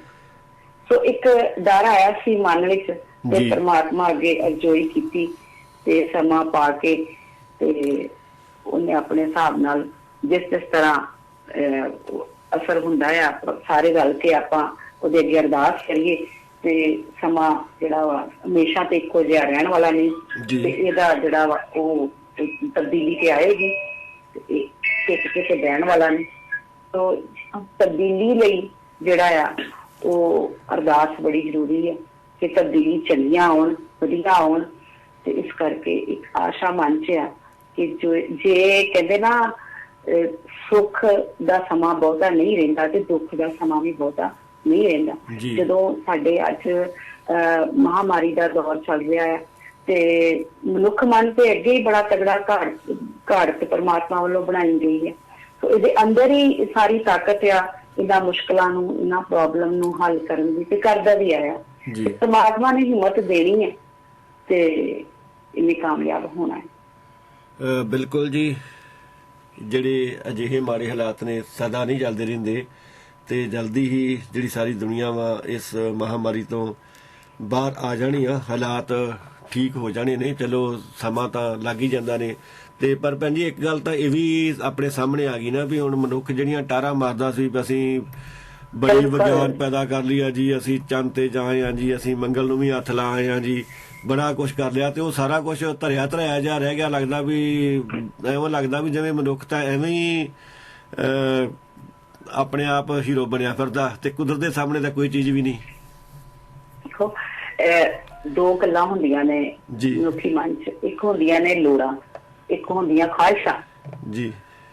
ਜਿਹੜੀਆਂ ਲੋੜਾਂ ਹੁੰਦੀਆਂ ਨੇ ਜਦੋਂ ਅਸੀਂ ਉੱਥੋਂ ਤੱਕ ਰਹਿ ਕੇ ਸੋਚਦੇ ਹਾਂ ਤੇ ਫਿਰ ਅਸੀਂ ਸੈਟੀਸਫਾਈਡ ਵੀ ਹੋ ਜਾਂਦੇ ਹਾਂ ਕਾਫੀ ਹੱਦ ਤੱਕ, ਤੇ ਜਦੋਂ ਅਸੀਂ ਖਾਹਿਸ਼ਾਂ ਬਣਾ ਲੈਂਦੇ ਤੇ ਖਾਹਿਸ਼ਾਂ ਤੇ ਸਾਡੀਆਂ ਬਹੁਤ, ਹੁਣ ਅੱਜ ਜਿਹੜਾ ਸਰਵ ਸ਼ਕਤੀਸ਼ਾਲੀ ਹੋਣ ਦੀ ਵੀ ਰਾਸ਼ਟਰਾਂ ਦੀ ਦੌੜ ਲੱਗੀ, ਸਰਵ ਸ਼ਕਤੀਸ਼ਾਲੀ ਵੀ ਮੈਂ ਉਸ ਦੇਸ਼ ਤੋਂ ਅੱਗੇ ਲੰਘ ਜਾ, ਮੈਂ ਆਹ ਹਥਿਆਰ ਬਣਾ ਲਾ, ਪਰਮਾਣੂ ਹਥਿਆਰ ਬਣਾ ਲਾ, ਮੈਂ ਇਹ ਤਾਕਤ ਕਰ ਲਾ, ਮੈਂ ਇੰਨਾ ਤਾਕਤ, ਉਸ ਤਾਕਤ ਲੈਣ ਦੀ ਜਿਹੜੀ ਦੌੜ ਸੀ ਉਹਦੇ ਵਿੱਚ ਉਹਨਾਂ ਮਨੁੱਖਤਾ ਨੂੰ ਕਿਤੇ ਮੋਹਰਾ ਬਣਾ ਲਿਆ ਜੀ, ਮਨੁੱਖਤਾ ਮੋਹਰਾ ਬਣ ਗਈ। ਸੋ ਜਿਹੜਾ ਖਤਰਾ ਆ ਅੱਜ ਮਹਾਮਾਰੀ ਦਾ ਜਾਂ ਕੋਈ ਵੀ ਕਿਸੇ ਤਰ੍ਹਾਂ ਦਾ, ਮੰਨ ਲਓ ਜੇ ਪਰਮਾਣੂ ਹਥਿਆਰ ਦੀ ਵਰਤੋਂ ਹੁੰਦੀ ਆ ਜਾਂ ਕੋਈ ਹੋਰ ਵੀ, ਉਹ ਨੁਕਸਾਨ ਤੇ ਸਾਰੀ ਮਨੁੱਖਤਾ ਨੂੰ ਹੁੰਦਾ ਜੀ, ਉਹਦੀ ਸਜ਼ਾ ਤੇ ਮਨੁੱਖਤਾ ਨੂੰ ਭੋਗਣੀ ਪੈਂਦੀ ਹੈ। ਉਹ ਮਨੁੱਖ ਦੀ ਜਿਹੜੀ ਇਹ ਸੀ ਨਾ ਕਿ ਵਾਕਈ ਤੁਹਾਡੀ ਗੱਲ ਕਿ ਜਿੱਦਾਂ ਕਿ ਮੈਂ ਚੰਦ ਤੇ ਪਹੁੰਚ ਗਿਆ, ਮੈਂ ਏਦਾਂ ਕਰ ਰਿਹਾ, ਤਰੱਕੀ ਤਾਂ ਕਰਨੀ ਚਾਹੀਦੀ ਆ, ਪਰ ਉਹਦੇ ਵਿੱਚ ਜਦੋਂ ਅਸੀਂ ਦੂਸਰੇ ਨੂੰ ਡੇਗਣ ਦੀ ਕੋਸ਼ਿਸ਼ ਕਰਦੇ ਹਾਂ, ਦੂਸਰੇ ਰਾਜਾਂ ਤੋਂ ਹੋਰ ਅੱਗੇ ਜਾਣ ਦੀ ਕੋਸ਼ਿਸ਼ ਕਰਦੇ ਹਾਂ, ਤੇ ਉਦੋਂ ਅਸੀਂ ਕਿਤੇ ਨਾ ਕਿਤੇ ਆਪਣੇ ਹੰਕਾਰ ਵਿੱਚ ਨੁਕਸਾਨ ਜ਼ਿਆਦਾ ਕਰ ਲੈਂਦੇ ਆ ਤੇ ਉਹਦੀ ਜਿਹੜੀ ਸਜ਼ਾ ਆ ਉਹ ਸਾਡੀ ਸਾਰੀ ਮਨੁੱਖ ਜਾਤੀ ਨੂੰ ਭੁਗਤਣੀ ਪੈਂਦੀ ਜੀ। ਜਿਸ ਤਰ੍ਹਾਂ ਜੀ ਹਾਂਜੀ ਹਾਂਜੀ ਹਾਂਜੀ ਜੀ ਦੱਸੋ ਜੀ ਵੀ ਜਿਸ ਤਰ੍ਹਾਂ ਦੂਸਰੀ ਸੰਸਾਰ ਜੰਗ ਦੇ ਵਿੱਚ ਜਿਹੜੇ ਐਟਮੀ ਹਥਿਆਰ ਚੱਲੇ, ਜਾਪਾਨ ਦੇ 2 ਹਾਂਜੀ ਸ਼ਹਿਰ ਹੀਰੋਸ਼ੀਮਾ ਤੇ ਬਿਲਕੁਲ ਨਾਗਾਸਾਕੀ, ਹਜੇ ਤੱਕ ਵੀ ਦੱਸਦੇ ਆ ਕਿ ਉੱਥੇ ਜਿਹੜੇ ਬੱਚੇ ਪੈਦਾ ਹੁੰਦੇ ਨੇ ਕਈ ਵਾਰ ਉਹਨਾਂ ਦੇ ਵਿੱਚ ਜਿਹੜਾ ਉਹ ਪ੍ਰਭਾਵ ਆ ਅੱਜ ਤੱਕ ਵੀ ਦੇਖਿਆ ਜਾਂਦਾ, ਕਿਉਂਕਿ ਉਹ ਜਿਹੜੀਆਂ ਕਿਰਨਾਂ ਵਾ ਮਿੱਟੀ ਦੇ ਵਿੱਚ ਸਮਾ ਗਈਆਂ ਨੇ। ਤੇ ਜੇ ਪਰਮਾਣੂ ਹਥਿਆਰ ਚੱਲਦੇ ਆ ਤੇ ਵਾਕਈ ਉਹਦਾ ਜਿਹੜਾ ਮਨੁੱਖਤਾ ਵਾ ਲੰਮਾ ਸਮਾਂ ਸੰਤਾਪ ਵੀ ਭੋਗ ਸਕਦੀ ਆ। ਤੇ ਵੇਖੋ ਪਰਮਾਣੂ ਹਥਿਆਰ ਆ, ਜਿਹੜੇ ਹੋਰ ਵੱਖ-ਵੱਖ ਤਰ੍ਹਾਂ ਦੇ ਹਥਿਆਰ ਆ, ਅੱਜ ਕੱਲ੍ਹ ਤਾਂ ਜੈਵਿਕ ਹਥਿਆਰ ਵੀ ਕਹਿੰਦੇ ਆ ਗਏ ਨੇ। ਤੇ ਕਰੋਨਾ ਨੂੰ ਵੀ ਕਈ ਵਾਰ ਉਹ ਕਈ ਜਿਹੜੇ ਨੇ ਉਹ ਉਸੇ ਦੇ ਵਿੱਚ ਹੀ ਗਿਣਦੇ ਆ ਵੀ ਹੋ ਸਕਦਾ ਇਹ ਕਿਸੇ ਸਰਕਾਰ ਵੱਲੋਂ ਬਣਾਇਆ ਗਿਆ ਹੋਵੇ ਜਾਂ ਕੋਈ ਅਜਿਹੀਆਂ ਗੱਲਾਂ ਬਾਤਾਂ ਵੀ ਸਮਾਜ ਦੇ ਵਿੱਚ ਜਿਹੜੀਆਂ ਆਪਣੇ ਚੱਲ ਰਹੀਆਂ ਨੇ। ਉਹ ਸੱਚ ਕੀ ਆ ਇਹ ਤਾਂ ਹਜੇ ਚਲੋ ਸਾਹਮਣੇ ਨਹੀਂ ਆਇਆ। ਤੇ ਪਰ ਜਿਹੜੇ ਹਥਿਆਰ ਸੀ ਸਾਰੇ ਉਹ ਮਨੁੱਖ ਨੂੰ ਮਾਰਨ ਵਾਸਤੇ ਆ। ਤੇ ਹੁਣ ਵੇਖੋ ਜਿਹੜਾ ਵਾਇਰਸ ਆ ਇੱਕ ਛੋਟਾ ਜਿਹਾ ਜਿਹੜਾ ਆਪਾਂ ਨੂੰ ਦਿਸ ਨਹੀਂ ਰਿਹਾ, ਉਹਦੇ ਤੇ ਕੋਈ ਹਥਿਆਰ ਜਿਹੜਾ ਕਾਰਗਰ ਸਿੱਧ ਨਹੀਂ ਹੋ ਰਿਹਾ। ਬਿਲਕੁਲ ਦੇਖੋ ਇਹ ਸਭ ਕੁਝ ਜੋ ਵੀ ਆ ਸਾਨੂੰ ਜਿਹੜੇ ਰਾਸ਼ਟਰ ਨੇ ਜਾਂ ਸ਼ਕਤੀਸ਼ਾਲੀ ਜਿਹੜੇ ਦੇਸ਼ ਨੇ ਉਹਨਾਂ ਦੇ ਵਿੱਚ ਜਿਹੜੀ ਇੱਕ ਹੈਗੀ ਆ ਵੀ ਸਰਵ ਸ਼ਕਤੀਸ਼ਾਲੀ ਬਣਨ ਦੀ ਜੀ ਦੌੜ, ਇਹ ਜਿਹੜੀ ਸੋਚ ਆ ਸਰਵ ਸ਼ਕਤੀਸ਼ਾਲੀ ਬਣਦੀ ਹੈ ਤੇ ਯੁੱਗਾਂ ਤੋਂ ਯੁੱਗ ਤਬਾਹ ਕਰਦੀ ਰਹੀ ਜੀ। ਸ਼ੁਰੂ ਤੋਂ ਵੇਖੋ ਤੁਸੀਂ ਪਿੱਛੇ ਇਤਿਹਾਸ ਵੇਖੋ ਤੇ ਕੀ ਹੁੰਦਾ ਰਿਹਾ। ਜਦੋਂ ਇਸ ਦੌੜ ਵਿੱਚ ਜਿਹੜਾ ਸੰਸਾਰ ਪੈਂਦਾ ਹੈ ਜਾਂ ਇਸ ਦੌੜ ਵਿੱਚ ਫਿਰ ਹਰਜਾਨਾ ਤੇ ਮਨੁੱਖਤਾ ਨੂੰ ਭੁਗਤਣਾ ਪੈਂਦਾ। ਬਿਲਕੁਲ ਜੀ, ਚਾਹੇ ਉਹ ਲੜਾਈ ਦੇ ਰੂਪ ਚ ਹੋਵੇ ਤੇ ਚਾਹੇ ਉਹ ਕਿਸੇ ਹੋਰ ਰੂਪ ਚ ਹੋਵੇ, ਚਾਹੇ ਮਹਾਮਾਰੀ ਦੇ ਰੂਪ ਚ, ਜਿਹਦਾ ਮਰਜ਼ੀ ਕਰ ਲਓ। ਇਹਦੇ ਵਿੱਚ ਜੇ ਅਸੀਂ ਕਹੀਏ ਕਿ ਜਿਹੜੀ ਸੋਚ ਆ, ਸੋਚ ਬਦਲਣੀ ਚਾਹੀਦੀ ਆ, ਸੋਚ ਵਿੱਚ ਸ਼ਾਂਤੀ ਆਉਣੀ ਚਾਹੀਦੀ। ਲੋੜ ਅੱਜ ਸੋਚ ਬਦਲਣ ਦੀ ਆ ਰਾਸ਼ਟਰਾਂ ਨੂੰ, ਤੇ ਇੱਕ ਸੋਚ ਉਹ ਰੱਖਣ ਦੀ ਲੋੜ ਆ ਕਿ ਜਿਹਦੇ ਵਿੱਚ ਕੀ ਸਰਵ ਮਾਨਵਤਾ ਦੀ ਭਲਾਈ ਦੀ ਗੱਲ ਹੋਵੇ, ਸਮੁੱਚੀ ਮਾਨਵਤਾ ਦੀ, ਉਹਦੇ ਵਿੱਚ ਰਾਸ਼ਟਰਾਂ ਵਾਲੀ ਗੱਲ ਨਾ ਹੋਵੇ। ਫਿਰ ਮੇਰੇ ਗੱਲ ਫਿਰ ਉੱਥੇ ਆ ਜਾਂਦੀ ਕਿ ਜਿਹੜਾ ਉਪਦੇਸ਼ ਗੁਰੂ ਨਾਨਕ ਦੇਵ ਜੀ ਦੇ ਗਏ ਸੀ, ਕਿਉਂਕਿ ਉਹਨਾਂ ਦਾ ਇੱਕ ਜਾਤੀ ਲਈ ਇੱਕ ਧਰਤੀ ਲਈ ਉਪਦੇਸ਼ ਨਹੀਂ ਸੀ ਹੈਗਾ, ਉਹ ਸਰਵ ਮਾਨਵਤਾ ਲਈ ਸੀ। ਤੇ ਸਾਰੀ ਮਾਨਵਤਾ ਨੂੰ ਕਿੱਦਾਂ ਰਹਿਣਾ ਚਾਹੀਦਾ ਤੇ ਮਨੁੱਖ ਨੂੰ ਕੀ ਆਪਣਾ ਰੱਖਣਾ ਚਾਹੀਦਾ ਵਾ, ਕਿਹੋ ਜਿਹਾ ਕਿਰਦਾਰ ਅਪਣਾਉਣਾ ਚਾਹੀਦਾ। ਤੇ ਜੇ ਕਿਤੇ ਥੋੜਾ ਜਿਹਾ ਵੀ ਉਹ ਚੀਜ਼ ਜਦੋਂ ਪਹੁੰਚਦੀ ਆ ਤੇ ਦੂਰ ਤੱਕ ਜਾਂ ਹਰ ਤਨ ਤੱਕ ਉਹ ਸੋਚ ਪਹੁੰਚੇ, ਉਹ ਸੋਚ ਨੂੰ ਜੇ ਥੋੜਾ ਵੀ ਲਾਗੂ ਕਰਨ ਦੀ ਕੋਸ਼ਿਸ਼ ਕੀਤੀ ਜਾਵੇ ਤੇ ਯਕੀਨਨ ਹੀ ਆ ਕਿ ਥੋੜਾ ਬਹੁਤ ਹੀ ਸੋਚ ਬਦਲੇਗੀ ਤੇ ਆਪੇ ਸਮਾਜ ਵੀ ਬਦਲੇਗਾ। ਜੇ ਸਮਾਜ ਬਦਲੇਗਾ ਤੇ ਫਿਰ ਇਹੋ ਜਿਹੀਆਂ ਤੇ ਮੁਸ਼ਕਲਾਂ ਹੋਣ ਦੀ ਸੰਭਾਵਨਾ ਘਟ ਜਾਂਦੀ ਜੀ। ਬਿਲਕੁਲ ਜੀ, ਜੇ ਆਪਾਂ ਆਪਣੀ ਸੋਚ ਬਦਲ ਲਵਾਂਗੇ, ਜਿਹੜੀਆਂ ਸਰਕਾਰਾਂ ਨੇ ਜਿਹੜੇ ਦੇਸ਼ ਨੇ ਉਹ ਆਪਣੀ ਸੋਚ ਬਦਲ ਲੈਣ, ਇੱਕ ਦੂਜੇ ਤੋਂ ਅੱਗੇ ਨਿਕਲਣ ਦੀ ਜਿਹੜੀ ਅੰਨੀ ਦੌੜ ਆ ਉਹਦੇ ਵਿੱਚ ਨਾ ਪੈਣ। ਤੇ ਭੈਣ ਜੀ ਵੈਸੇ ਵੀ ਜੇ ਆਪਾਂ ਸਰਕਾਰਾਂ ਦੀ ਗੱਲ ਕਰੀਏ ਜਾਂ ਪ੍ਰਬੰਧਾਂ ਦੀ ਗੱਲ ਕਰੀਏ ਤੇ ਕਿਸੇ ਟਾਈਮ ਤੇ ਜਿਹੜਾ ਸਮਾਜਵਾਦੀ ਪ੍ਰਬੰਧ ਸੀ ਇੱਕ ਪਾਸੇ ਉਹ ਸੀ, ਦੂਸਰੇ ਪਾਸੇ ਜਿਹੜਾ ਸਰਮਾਏਦਾਰੀ ਜਿਹਨੂੰ ਆਪਾਂ ਜਾਰੀਦਾਰੀ ਵੀ ਕਹਿ ਦਿੰਦੇ ਆ ਉਹ ਸੀਗਾ।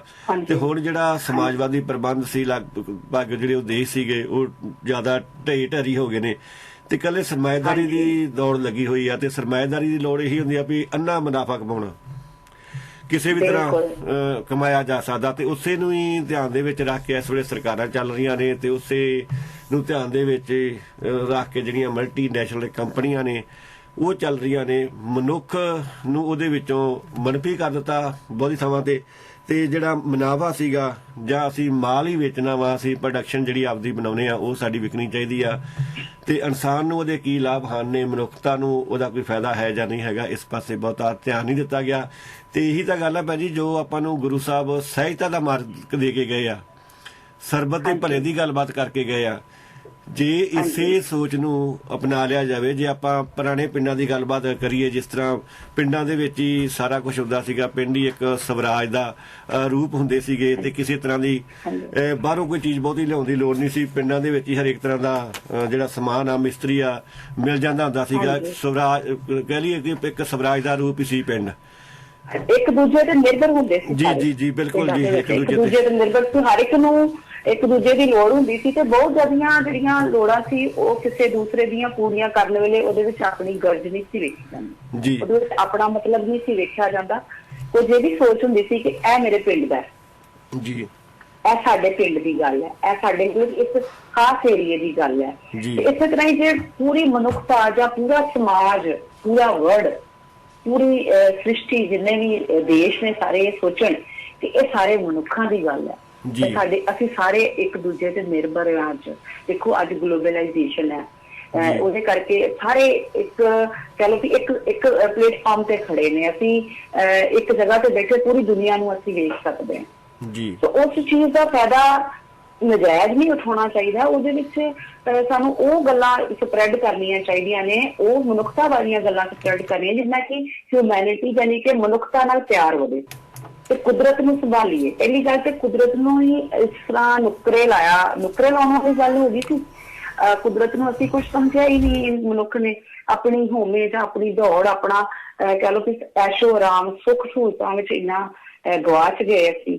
ਆਪਣੀ ਉਹ ਗੱਲ ਆ ਗਈ ਤੇ ਉਹਦੇ ਵਿੱਚ ਜਦੋਂ ਅਸੀਂ ਉਸ ਚੀਜ਼ ਨੂੰ ਵਿਸਾਰਿਆ, ਗੁਰੂ ਜੀ ਵੱਲੋਂ ਦਿੱਤਾ ਕਿ ਕੁਦਰਤ ਦੀ ਮਹੱਤਤਾ ਨੂੰ ਅਸੀਂ ਵਿਸਾਰ ਦਿੱਤਾ ਤੇ ਹੌਲੀ ਹੌਲੀ ਫਿਰ ਪਤਨ ਤੇ ਯਕੀਨਨ ਹੋ ਜਾਂਦਾ ਹੈ। ਅਜੇ ਵੀ ਸੰਭਲਣ ਦਾ ਟਾਈਮ ਹੈ, ਸਾਨੂੰ ਮੌਕਾ ਦਿੱਤਾ ਆ। ਅਸੀਂ ਅਜੇ ਵੀ ਹਰਿਆਵਲ ਪੈਦਾ ਕਰ ਸਕਦੇ ਹਾਂ। ਜਿਸ ਤਰ੍ਹਾਂ ਪਿਛਲੇ ਸਾਲ ਬਾਬਾ ਜੀ ਦਾ 550 ਸਾਲਾ ਮਨਾਇਆ ਤੇ ਰੁੱਖ ਲਗਾਏ, ਸਰਕਾਰਾਂ ਨੇ ਵੀ ਲਗਾਏ, ਸੰਸਥਾਵਾਂ ਨੇ ਵੀ ਲਗਾਏ।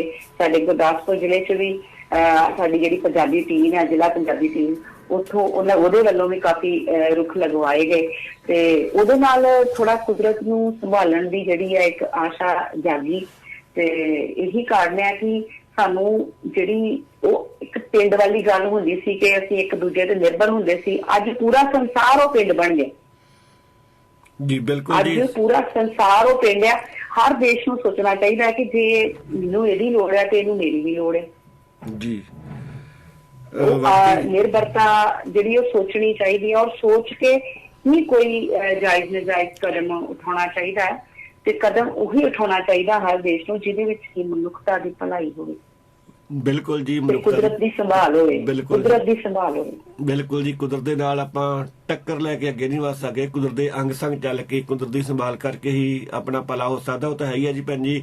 ਜਿਸ ਤਰ੍ਹਾਂ ਜਦੋਂ ਆਪਾਂ ਅਰਦਾਸ ਕਰਦੇ ਹਾਂ ਤੇ ਸਰਬੱਤ ਦਾ ਭਲਾ ਮੰਗਦੇ ਹਾਂ ਤੇ ਸਰਬੱਤ ਦੇ ਭਲੇ ਦੇ ਵਿੱਚ ਆਪਣੇ ਜਿਹੜੇ ਜਿਨ੍ਹਾਂ ਨੂੰ ਆਪਾਂ ਹੋ ਸਕਦਾ ਦੁਸ਼ਮਣ ਸਮਝਦੇ ਹੋਈਏ, ਆਪਣੇ ਦੁਸ਼ਮਣ ਵੀ ਆ ਜਾਂਦੇ ਆ। ਸਾਰੇ ਪਸ਼ੂ ਪੰਛੀ, ਹਰੇਕ ਜੀਵ ਸਰਬੱਤ ਦੇ ਵਿੱਚ ਜਿਹੜਾ ਸ਼ਾਮਲ ਆ, ਆਪਾਂ ਉਹਦਾ ਵੀ ਭਲਾ ਲੋਚਦੇ ਹਾਂ। ਤੇ ਜੇ ਸਾਰੇ ਹੀ ਦੁਨੀਆ ਦੇ ਲੋਕ ਇਸੇ ਆਸੇ ਨਾਲ ਚੱਲਣਾ ਸ਼ੁਰੂ ਕਰ ਦੇਣ ਵੀ ਇੱਥੇ ਅਸੀਂ ਵੀ ਰਹਿਣਾ ਵਾ ਤੇ ਸਾਡੇ ਵਿਰੋਧੀਆਂ ਨੇ ਵੀ ਰਹਿਣਾ ਵਾ, ਇੱਥੇ ਕੁਦਰਤ ਦੇ ਜਿਹੜੇ ਜੀਵ ਜੰਤੂ ਆ ਉਹਨਾਂ ਵੀ ਰਹਿਣਾ, ਬਨਸਪਤੀ ਤੋਂ ਬਗੈਰ ਵੀ ਅਸੀਂ ਨਹੀਂ ਬਚ ਸਕਦੇ। ਤੇ ਜੇ ਆਪਾਂ ਜਿਹੀ ਸਰਵਵਿਆਪੀ ਜਿਹੜੀ ਸੋਚ ਆ ਉਸ ਨੂੰ ਅਪਣਾ ਲਵਾਂਗੇ ਤਾਂ ਫਿਰ ਮੈਨੂੰ ਲੱਗਦਾ ਵੀ ਮਸਲਾ ਹੀ ਕੋਈ ਦੁਨੀਆ ਦੇ ਵਿੱਚ ਨਹੀਂ ਰਹਿ ਜਾਂਦਾ। ਬਹੁਤ ਸਾਰੇ ਮਸਲੇ ਆਪਾਂ ਆਪ ਹੀ ਛੇੜੇ ਹੋਏ ਆ। ਹਾਂਜੀ, ਉਹੀ ਨਾ, ਜਦੋਂ ਸਾਡੇ ਦੋ ਰਾਸ਼ਟਰ ਜਾਂ ਵੱਡੀਆਂ ਸੋਚਾਂ ਜਿਹੜੀਆਂ ਪੂਰੇ ਕਹਿ ਲਓ ਕਿ ਆਪਣੇ ਆਪ ਨੂੰ ਸਰਵ ਸ਼ਕਤੀਮਾਨ ਮੰਨਦੇ ਆ ਕਿ ਸਾਡੇ ਕੋਈ ਨਹੀਂ ਪਾਵਰ ਹੈ, ਅਸੀਂ ਇੰਨੇ ਹਥਿਆਰ ਬਣਾ ਲਿਆ। ਚਲੋ ਜੇ ਤੁਸੀਂ ਹਥਿਆਰ ਬਣਾਏ ਆ ਤੇ ਉਹ ਇੱਕ ਤੇ ਉਹ ਕਿਉਂ ਬਣਾਉਂਦੇ ਆ? ਇੱਕ ਤੇ ਆਪਣਾ ਦਬਦਬਾ ਵੱਧ ਦੂਜਿਆਂ ਤੇ ਕਰਨ ਵਾਸਤੇ, ਦੂਜੇ ਦੇਸ਼ਾਂ ਚ ਸਾਡੇ ਕੋਲ ਹੈਗੇ ਆ। ਉਸ ਦੌੜ ਦੇ ਵਿੱਚ ਦੂਜੇ ਜਿਹੜੇ ਕਮਜ਼ੋਰ ਹੁੰਦੇ ਆ ਉਹ ਕਰਜ਼ਾ ਚੁੱਕ ਕੇ ਬਣਾ ਲੈਂਦੇ। ਜੋ ਕਹਿੰਦਾ ਵੀ ਉਹ ਵੀ ਉਸ ਦੌੜ ਚ ਚੱਲਦੇ ਆ। ਉਹ ਦੌੜ ਜਿਹੜੀ ਰੁਕਣੀ ਚਾਹੀਦੀ। ਉਹ ਡਰ ਜਿਹੜਾ ਵਾ, ਉਹ ਸਾਰਾ ਡਰ ਜਿਹੜਾ ਸਾਂਝਾ ਹੀ ਹੈ ਸਾਰੇ ਲਈ। ਇਹ ਨਹੀਂ ਵੀ ਅੱਜ ਜੇ ਅਸੀਂ ਹਥਿਆਰ ਬਣਾ ਲਿਆ ਤੇ ਅਸੀਂ ਚਲਾਵਾਂਗੇ ਗੁਆਂਢੀ ਮੁਲਕ ਤੇ ਜਾਂ ਕਿਸੇ ਹੋਰ ਤੇ ਉਹ ਜਿਹੜਾ ਵਾ ਉਹਦਾ ਨੁਕਸਾਨ ਸਾਨੂੰ ਨਹੀਂ ਭੁਗਤਣਾ ਪਏਗਾ। ਇਹਨਾਂ ਚੀਜ਼ਾਂ ਨੂੰ ਇਹ ਸੋਚ ਬਦਲਣ ਦੀ ਲੋੜ ਹੈ ਕਿ ਜਿਸ ਤਰ੍ਹਾਂ ਕਿ ਸਾਡੇ ਜਿਹੜੀ ਹੈਗੀ ਆ, ਜਿਹੜੀ ਸਾਡੀ ਨੈਤਿਕਤਾ ਆ, ਜਿਹੜੀ ਆਪਣੀ ਖਾਸ ਕਰ ਭਾਰਤ ਦੀ ਨੈਤਿਕਤਾ, ਮੈਂ ਪੰਜਾਬ ਨੂੰ ਪੂਰੇ ਭਾਰਤ ਦੀ ਗੱਲ ਕਰਦੀ ਹਾਂ ਕਿ ਜਿਹੜੀ ਨੈਤਿਕਤਾ ਸਾਡੀ ਸ਼ੁਰੂ ਤੋਂ ਚੱਲਦੀ ਆ ਰਹੀ ਹੈ ਉਹ ਬੜੀ ਵਧੀਆ। ਉਹਦਾ ਪ੍ਰਚਾਰ ਕਰਨਾ ਚਾਹੀਦਾ ਵਾ।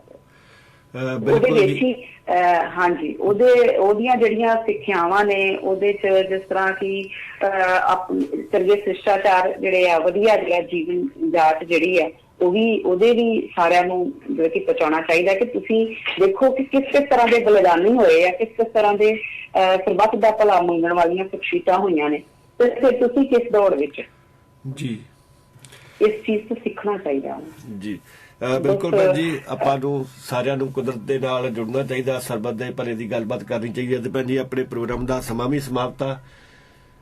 ਹਾਂਜੀ, ਤੇ ਅਸੀਂ ਆਪ ਜੀ ਦਾ ਅਵਤਾਰ ਰੇਡੀਓ ਵੱਲੋਂ ਬਹੁਤ ਬਹੁਤ ਧੰਨਵਾਦ ਕਰਦੇ ਹਾਂ ਕਿ ਤੁਸੀਂ ਸਮਾਂ ਕੱਢਿਆ ਤੇ ਸਾਡੇ ਬਹੁਤ ਵਧੀਆ ਲੱਗਾ ਜੀ ਤੁਹਾਡੇ ਨਾਲ ਵਿਚਾਰ ਚਰਚਾ ਕਰਕੇ ਵੀ। ਧੰਨਵਾਦ ਤੁਹਾਡਾ ਬਹੁਤ ਬਹੁਤ ਅਵਤਾਰ ਰੇਡੀਓ ਸਟੇਸ਼ਨ ਤੇ ਨਾਲੇ ਤੁਹਾਡਾ ਵੀ ਭਾਜੀ ਬਹੁਤ ਬਹੁਤ ਧੰਨਵਾਦ ਜੀ। ਸੋ ਸਰੋਤਿਓ, ਇਹ ਸੀ ਪ੍ਰੋਗਰਾਮ ਵਗਦੇ ਪਾਣੀ ਤੇ ਅੱਜ ਆਪਾਂ ਗੱਲਬਾਤ ਕਰ ਰਹੇ ਸੀਗੇ ਭੈਣ ਜੀ ਰਣਜੀਤ ਕੌਰ ਬਾਜਵਾ ਜੀ ਦੇ ਨਾਲ ਬਟਾਲਾ ਤੋਂ, ਜਿਨ੍ਹਾਂ ਨੇ ਆਪਣੇ ਨਾਲ ਵਿਚਾਰਾਂ ਦੀ ਸਾਂਝ ਪਾਈ। ਅਸੀਂ ਦੁਬਾਰਾ ਫਿਰ ਉਹਨਾਂ ਦਾ ਤਹਿ ਦਿਲੋਂ ਧੰਨਵਾਦ ਕਰਦੇ ਹਾਂ ਤੇ ਸਰੋਤਿਓ ਹੁਣ ਪ੍ਰੋਗਰਾਮ ਵਗਦੇ ਪਾਣੀ ਦਾ ਸਮਾਂ ਇੱਥੇ ਹੀ ਸਮਾਪਤ ਹੈ ਤੇ ਜਾਣਾ ਕਿਤੇ ਨਹੀਂ, ਸੁਣਦੇ ਰਹਿਣਾ FM 90.4 ਅਵਤਾਰ ਰੇਡੀਓ ਸੀਚੇਵਾਲ। ਸਤਿ ਸ੍ਰੀ ਅਕਾਲ।